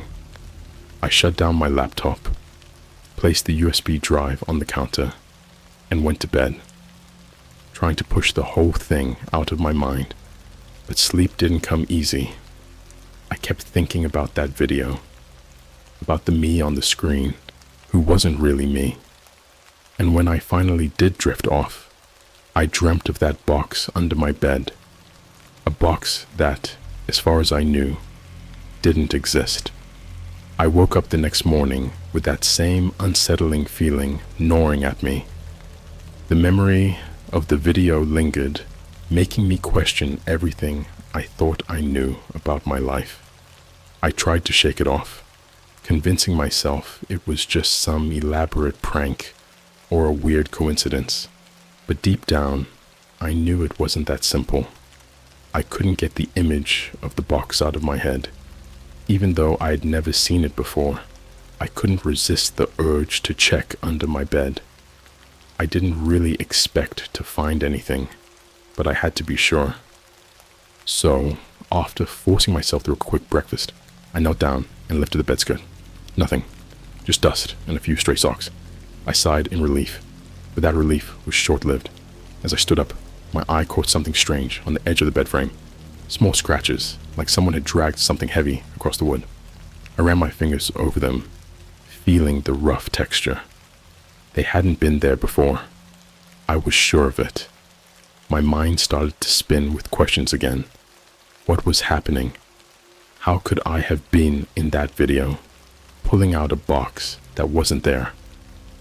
I knew I had to get to the bottom of this, but I didn't know where to start. Against my better judgment, I decided to watch the video again. Maybe there was something I'd missed, some small detail that would explain everything. I grabbed the USB drive from the counter and plugged it back into my laptop, my hands trembling slightly as I navigated to the video file. But when I opened the folder, the video was gone. In its place was a new file labeled "Don't Look." My heart skipped a beat as I stared at the screen, unsure of what to do.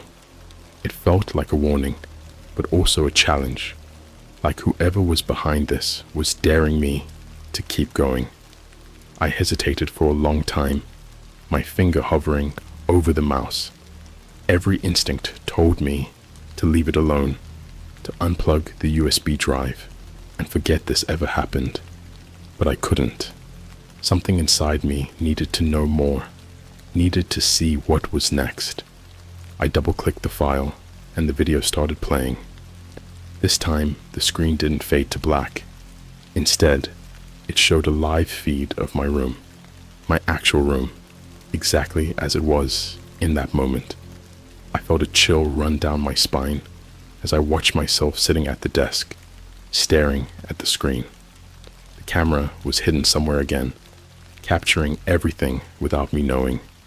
It was like I was watching myself from someone else's perspective, but in real time. I was frozen, my eyes glued to the screen. And then something changed. On the video, I saw myself glance over my shoulder, just for a second, as if I'd heard something behind me, but I hadn't moved at all. It was like the video was showing a version of me that wasn't quite in sync with reality. My heart pounded in my chest as I watched myself stand up in the video. I walked out of frame, and the camera stayed fixed on the empty room, the silence deafening. I waited, holding my breath, until I saw movement again. Me, returning with the same blank expression as before. And in my hands was the box. It was identical to the one in the first video. Old, wooden, with strange symbols carved into the lid. I watched as I placed it on the bed, my movements deliberate, almost mechanical. I didn't open it this time. I just sat down beside it, staring at it like it held some kind of terrible secret. Then the screen went black again, and the file disappeared. I sat there stunned, my mind racing. The box wasn't under my bed, but it was in that video. And the video wasn't just recorded footage. It was showing me things as they were happening, but twisted, distorted somehow. I felt like I was losing my grip on reality, like the line between what was real and what wasn't had started to blur. But I couldn't let it go. I had to find that box. I searched the house from top to bottom, tearing through closets, drawers, even the attic. But there was nothing. No box, no strange symbols, nothing to explain what I had seen. The frustration was overwhelming, but so was the fear. Because if the box wasn't here, where was it? I felt a sickening sense of dread, like something was closing in on me, something I couldn't see. I tried to distract myself, to focus on anything else, but my thoughts kept drifting back to that video, to the way I had looked at that box. I was afraid to go back to my laptop, afraid of what I might find next, but I couldn't ignore it. I plugged in the USB drive again, dreading what might appear on the screen. The folder was empty. For a moment, I felt a strange mix of relief and disappointment. Maybe it was over. Maybe whoever was doing this had finished their sick game. But as I sat there, staring at the empty folder, my phone buzzed on the desk. A new message from an unknown number. The text was simple, just one word. Found it? My heart stopped. Someone was watching me, knew what I was doing, knew I was looking for the box. My hands shook as I typed back a single word. Who? But the reply never came. Instead, my phone buzzed again, and another message popped up, this time with an attachment. I opened it, and my blood ran cold. It was a picture of me, standing in my room, holding the box, the same picture from the video, but this time in perfect clarity. And there, in the corner of the image, was something I hadn't noticed before. A shadowy figure, barely visible, standing just out of frame. I dropped the phone, my heart pounding in my ears. I could feel the walls closing in, the air growing thicker with each passing second. I was being watched, manipulated, and I didn't know how or why. But one thing was clear. This wasn't over, and whatever was happening, it was only just beginning. After receiving that message, I couldn't stay in my room any longer. The walls felt like they were closing in on me, suffocating me with the weight of something unseen, something malevolent. I grabbed my keys and bolted out the door, not caring where I went, as long as it was away from that USB drive, away from my room. I ended up at a nearby park, the kind of place I used to go to clear my head. But even here, under the open sky, I couldn't shake the feeling that I was being watched. Every shadow seemed too long, every rustle of leaves too loud. I kept glancing over my shoulder, half expecting to see that shadowy figure from the picture lurking in the distance. I sat down on a bench, trying to calm my racing heart. What was happening to me? How could any of this be real? I tried to think logically, to come up with some kind of explanation, but nothing made sense. The video, the messages, the box, they all felt like pieces of a puzzle I couldn't put together. As I sat there, lost in thought, my phone buzzed again. I hesitated, my stomach twisting into knots as I pulled it out of my pocket. Another message from the unknown number, but this one was different. Look up. My blood ran cold. I felt an overwhelming urge to obey, but also a deep, primal fear.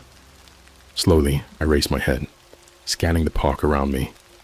It was mostly empty, just a few people walking their dogs or jogging along the paths.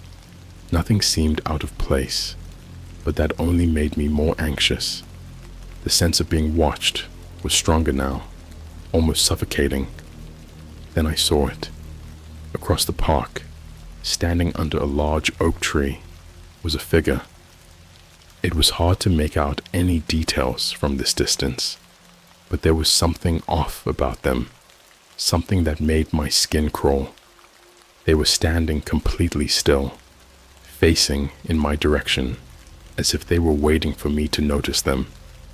I couldn't move, couldn't breathe.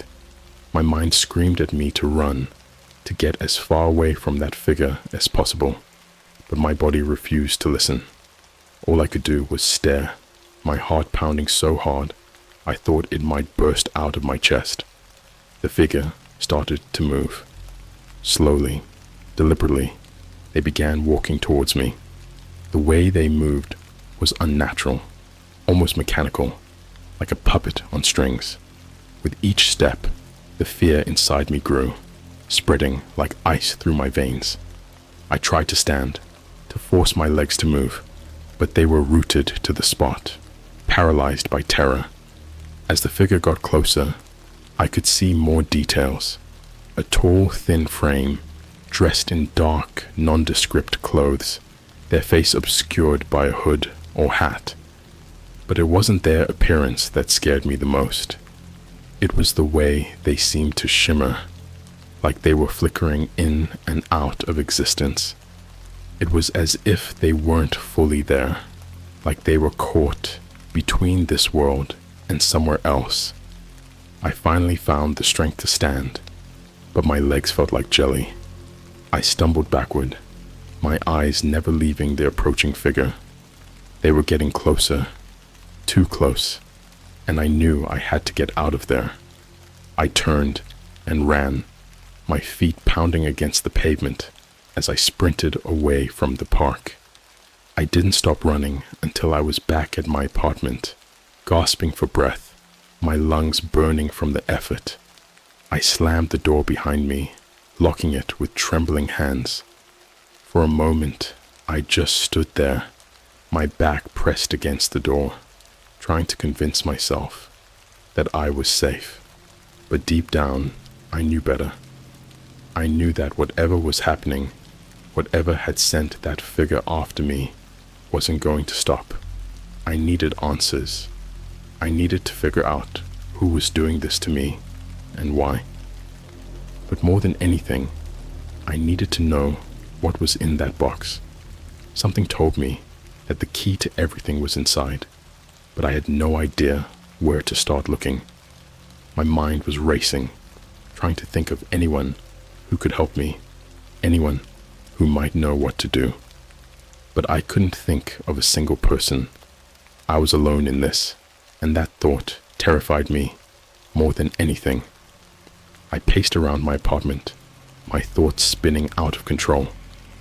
Every time I closed my eyes, I saw that figure, the way they flickered in and out of existence, like a glitch in reality. What were they?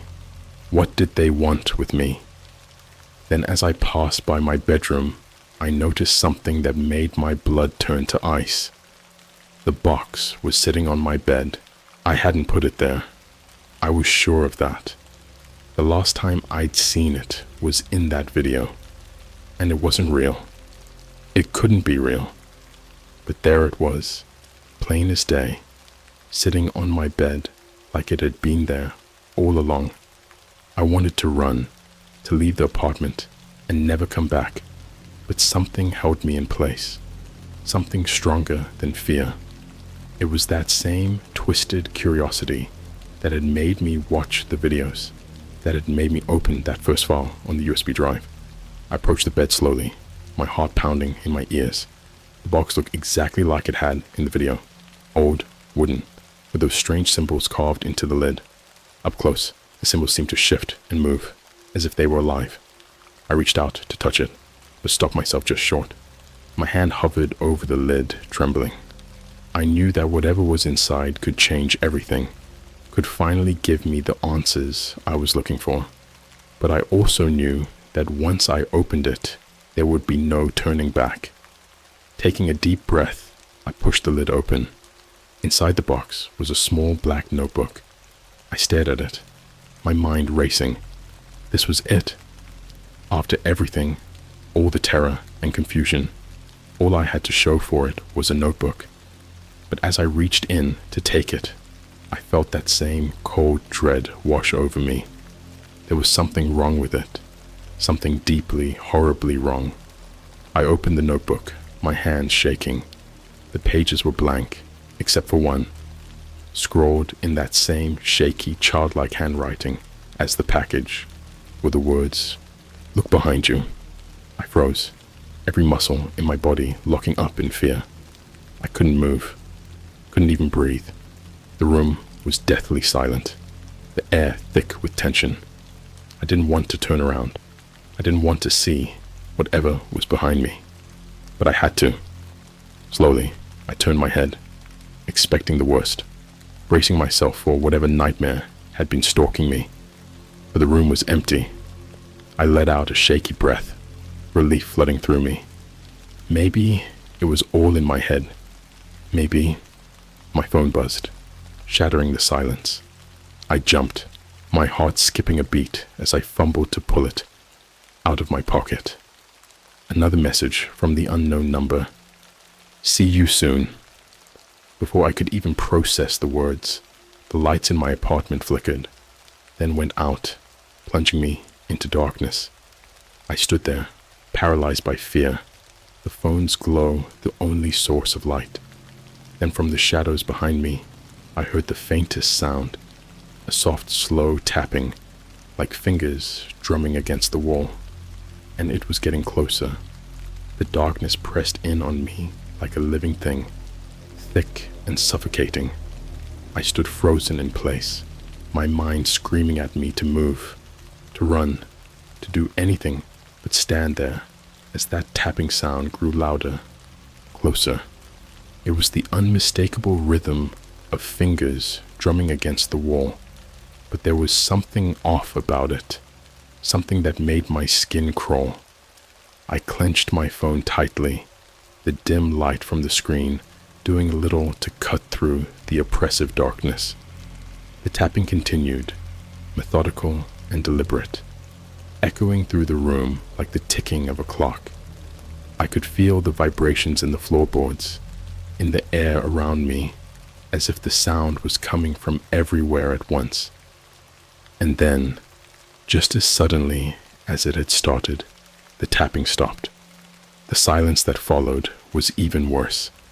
It was the kind of silence that makes your ears ring, that fills your head with all the things you don't want to think about. I strained to hear something, anything, but there was nothing, just the deafening quiet and the pounding of my own heart. My breath came in shallow gasps, and I could feel the cold sweat running down my back. I knew I had to do something, but I didn't know what. My mind was a chaotic swirl of fear and confusion, and I couldn't focus on anything except the overwhelming need to get out of that room. But before I could take a step, the lights flickered back on. I blinked, disoriented by the sudden brightness.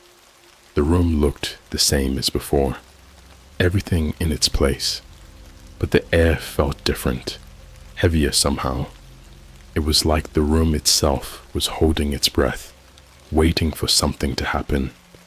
My phone buzzed in my hand, snapping me out of my daze.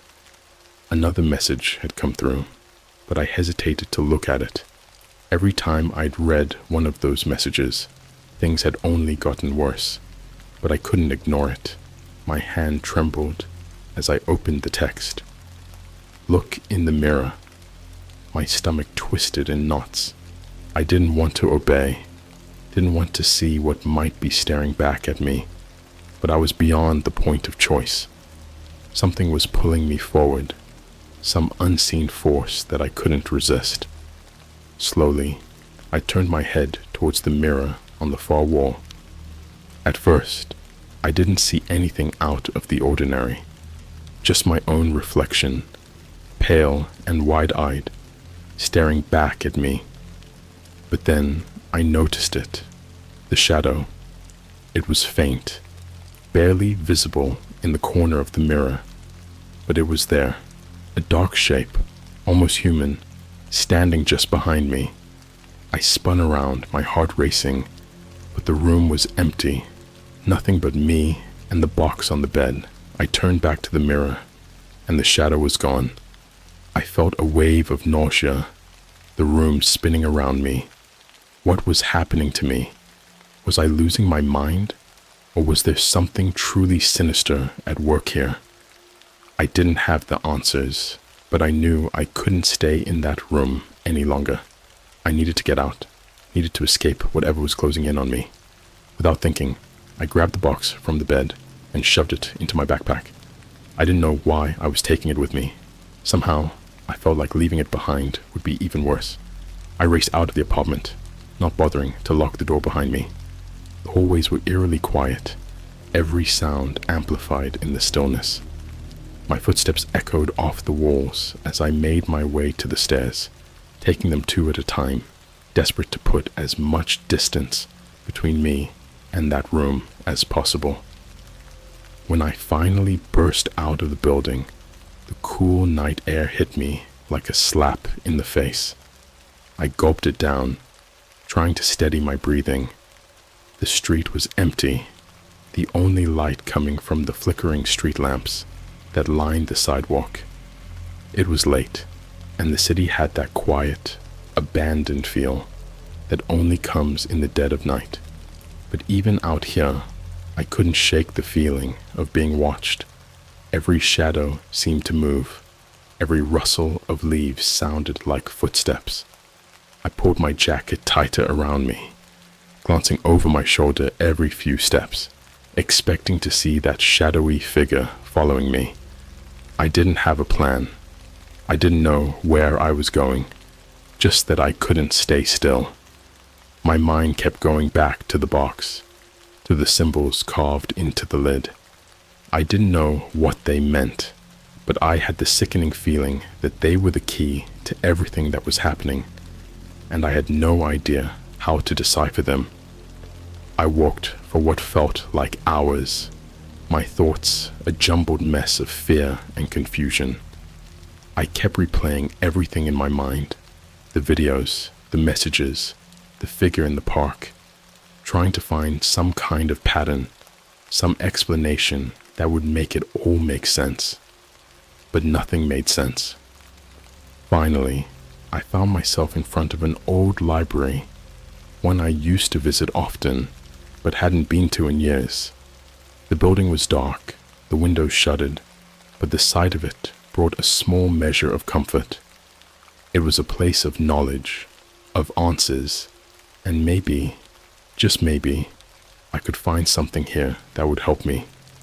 I tried the door, expecting it to be locked, but to my surprise, it swung open with a creak. I stepped inside, the musty smell of old books and wood filling my nostrils. The place was deserted, not even a security guard in sight. The only light came from the dim emergency exit signs, casting long shadows across the aisles of bookshelves. I made my way to the back of the library, where the oldest, dustiest books were kept. If there was anything here that could help me, it would be hidden away in these forgotten corners. I started pulling books off the shelves at random, flipping through pages of ancient text, looking for anything that resembled the symbols on the box.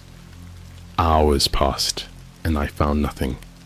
The frustration and fear were mounting, pressing down on me like a weight.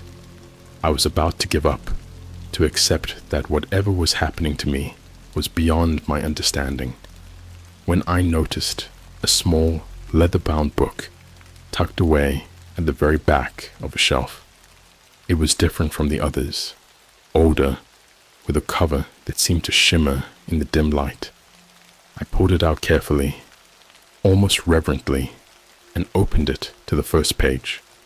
My heart skipped a beat. There, scrawled in the same shaky handwriting as the messages, were the words, "You can't hide forever." I slammed the book shut, my hands trembling. The tapping started again, faint but unmistakable, echoing through the empty library. My eyes darted around, searching for the source, but all I saw were the endless rows of bookshelves stretching into the darkness. And then I felt it, a presence, something cold and malevolent, watching me from the shadows. I could feel its eyes on me, could feel the weight of its gaze pressing down on my shoulders. The tapping grew louder, faster, like the beating of a heart, and I knew that whatever was out there, it was getting closer. I backed away, clutching the book to my chest, my breath coming in ragged gasps. I had to get out of there, had to get away before it found me. I turned and ran, my footsteps echoing through the deserted library, the tapping following me like a dark pulse. As I burst through the front door and into the street, I glanced back one last time. For a split second, I saw it. A shadowy figure standing in the doorway, its form flickering like a dying light. And then it was gone.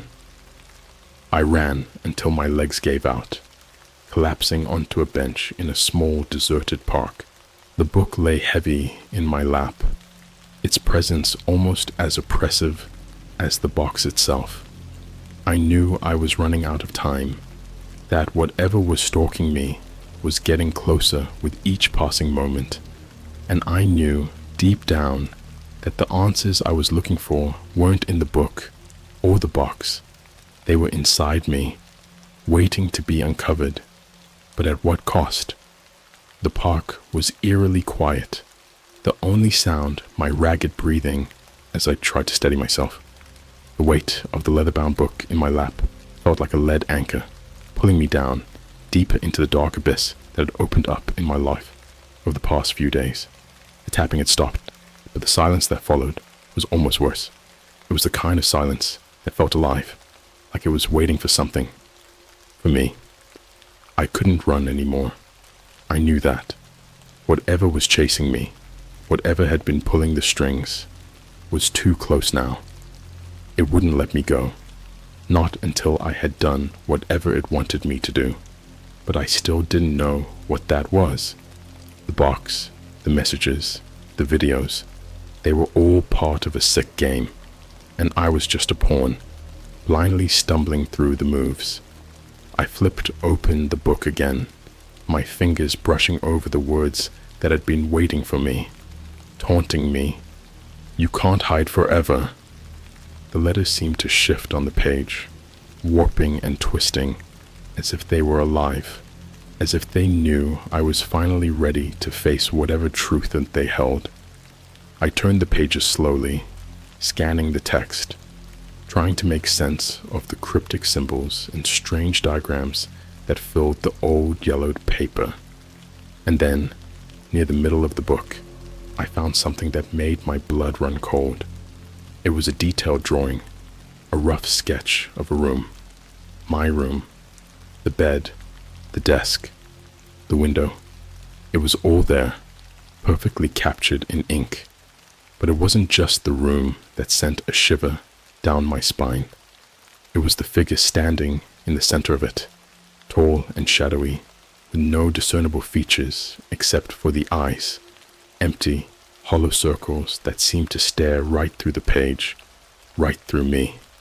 Beneath the drawing was a single word, written in that same familiar handwriting. Awaken. I slammed the book shut, the word burning in my mind like a brand. Awaken? What did that mean? Was this some kind of ritual? Some twisted initiation? The figure in the drawing, it was the same one I had seen in the mirror, the same one that had been stalking me ever since I'd plugged in that damned USB drive. And now, it wanted me to do something, to awaken. What? I looked around the park, the shadows stretching long and dark under the pale light of the street lamps. I felt the presence again, that cold, suffocating force closing in around me. It was here. I couldn't see it, but I knew it was there, waiting for me to make the next move. With shaking hands, I reached into my backpack and pulled out the box. The symbols on the lid seemed to glow faintly in the darkness, pulsing with a sickly, otherworldly light. I could feel the power radiating from it, the sense that whatever was inside was far more dangerous than I had ever imagined. But I was beyond fear now. I had to know the truth, had to see this through to the end. I placed the box on the bench beside me, my fingers tracing the symbols one last time before I opened it. Inside, lying on a bed of black velvet, was a small ornate key. I stared at it, my mind racing. A key? After everything, this was what I had been led to? But as I reached in to take it, the air around me seemed to shift, growing colder, thicker. The shadows in the park deepened, creeping closer, and the tapping sound started again, louder this time, more insistent. I held the key tightly, its cold metal biting into my palm. I knew what I had to do, but I didn't want to admit it, didn't want to face the truth that had been staring me in the face all along. This key wasn't just a physical object.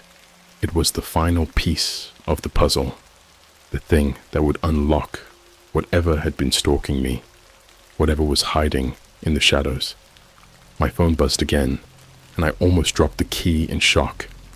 I pulled it out, dreading what I might see on the screen. It's time.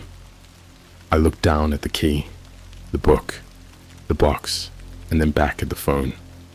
My breath came in short, panicked bursts, my heart racing as I realized what the message meant. I wasn't just supposed to awaken something, I was supposed to become something.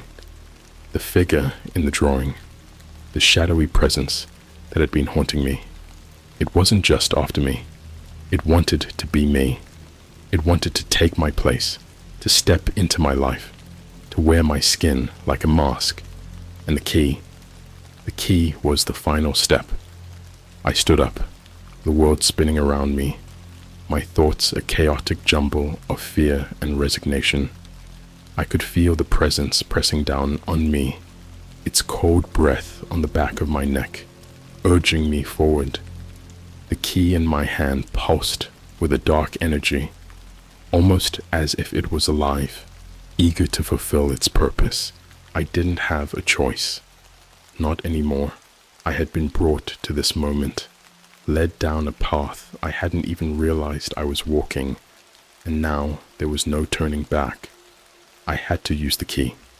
I had to finish what had been started. I walked back to my apartment in a daze, the key clenched tightly in my hand. The streets were empty, the city dead around me, like it was holding its breath, waiting for the inevitable. I felt like I was walking through a dream or a nightmare where nothing made sense, but everything felt too real. When I reached my door, I didn't hesitate. I inserted the key into the lock, and as I turned it, I felt a shudder run through the building, a deep, reverberating thrum that seemed to come from the very bones of the place. The door swung open silently, revealing the darkness inside. I stepped over the threshold, the shadows swallowing me whole. The tapping started again, louder now, echoing through the apartment like a drumbeat. I could feel the presence all around me, closing in, and I knew that it was time. I walked to the center of the room, where the box had first appeared, and I waited. The darkness thickened, pressing in on me from all sides. The tapping grew louder, faster, like a heart racing out of control. And then, in the silence between beats, I heard it. A voice, whispering from the shadows. "Awaken." The word echoed through the room, filling my mind, my soul. I felt something shift inside me, something ancient and dark, stirring in the depths of my being. The shadows moved, swirling around me, and I saw it, the figure from the mirror, from the drawing, standing before me, its hollow eyes staring into mine. It reached out, its hand cold and insubstantial, and placed it on my chest. I felt a jolt, like an electric shock, and suddenly I was falling through darkness, through endless void, my mind unraveling, my thoughts scattering like ashes in the wind. And then, just as suddenly, I was back, but something was different. The shadows were gone, the room empty and still. I stood there, my heart pounding, my breath coming in shallow gasps, trying to make sense of what had just happened. I felt lighter, somehow, like a weight had been lifted from my shoulders. I looked around, expecting to see the figure, the presence, something, anything, but there was nothing, just me, standing in my apartment, holding the key. And then I realized I was alone, completely, utterly alone. I walked to the mirror, my reflection staring back at me, but it wasn't the same. There was something off, something different in the way my eyes looked, the way my face moved. It was subtle, almost imperceptible, but it was there. The figure, the presence, it had left something behind. Or maybe it had taken something with it. The key in my hand felt heavy again, like a burden I couldn't shake. I knew that whatever had happened, whatever I had become, there was no going back. The shadows had claimed their prize, and now I was something else, something other. I placed the key back in the box, closed the lid, and locked it with trembling hands. The tapping had stopped, the presence gone, but the silence that followed was heavy with unanswered questions, with the weight of what I had done. I don't know what's going to happen next. I don't know what I'll do, what the presence left behind, or what it took with it. But I do know one thing. The shadows are never truly gone. They're just waiting. And so am I.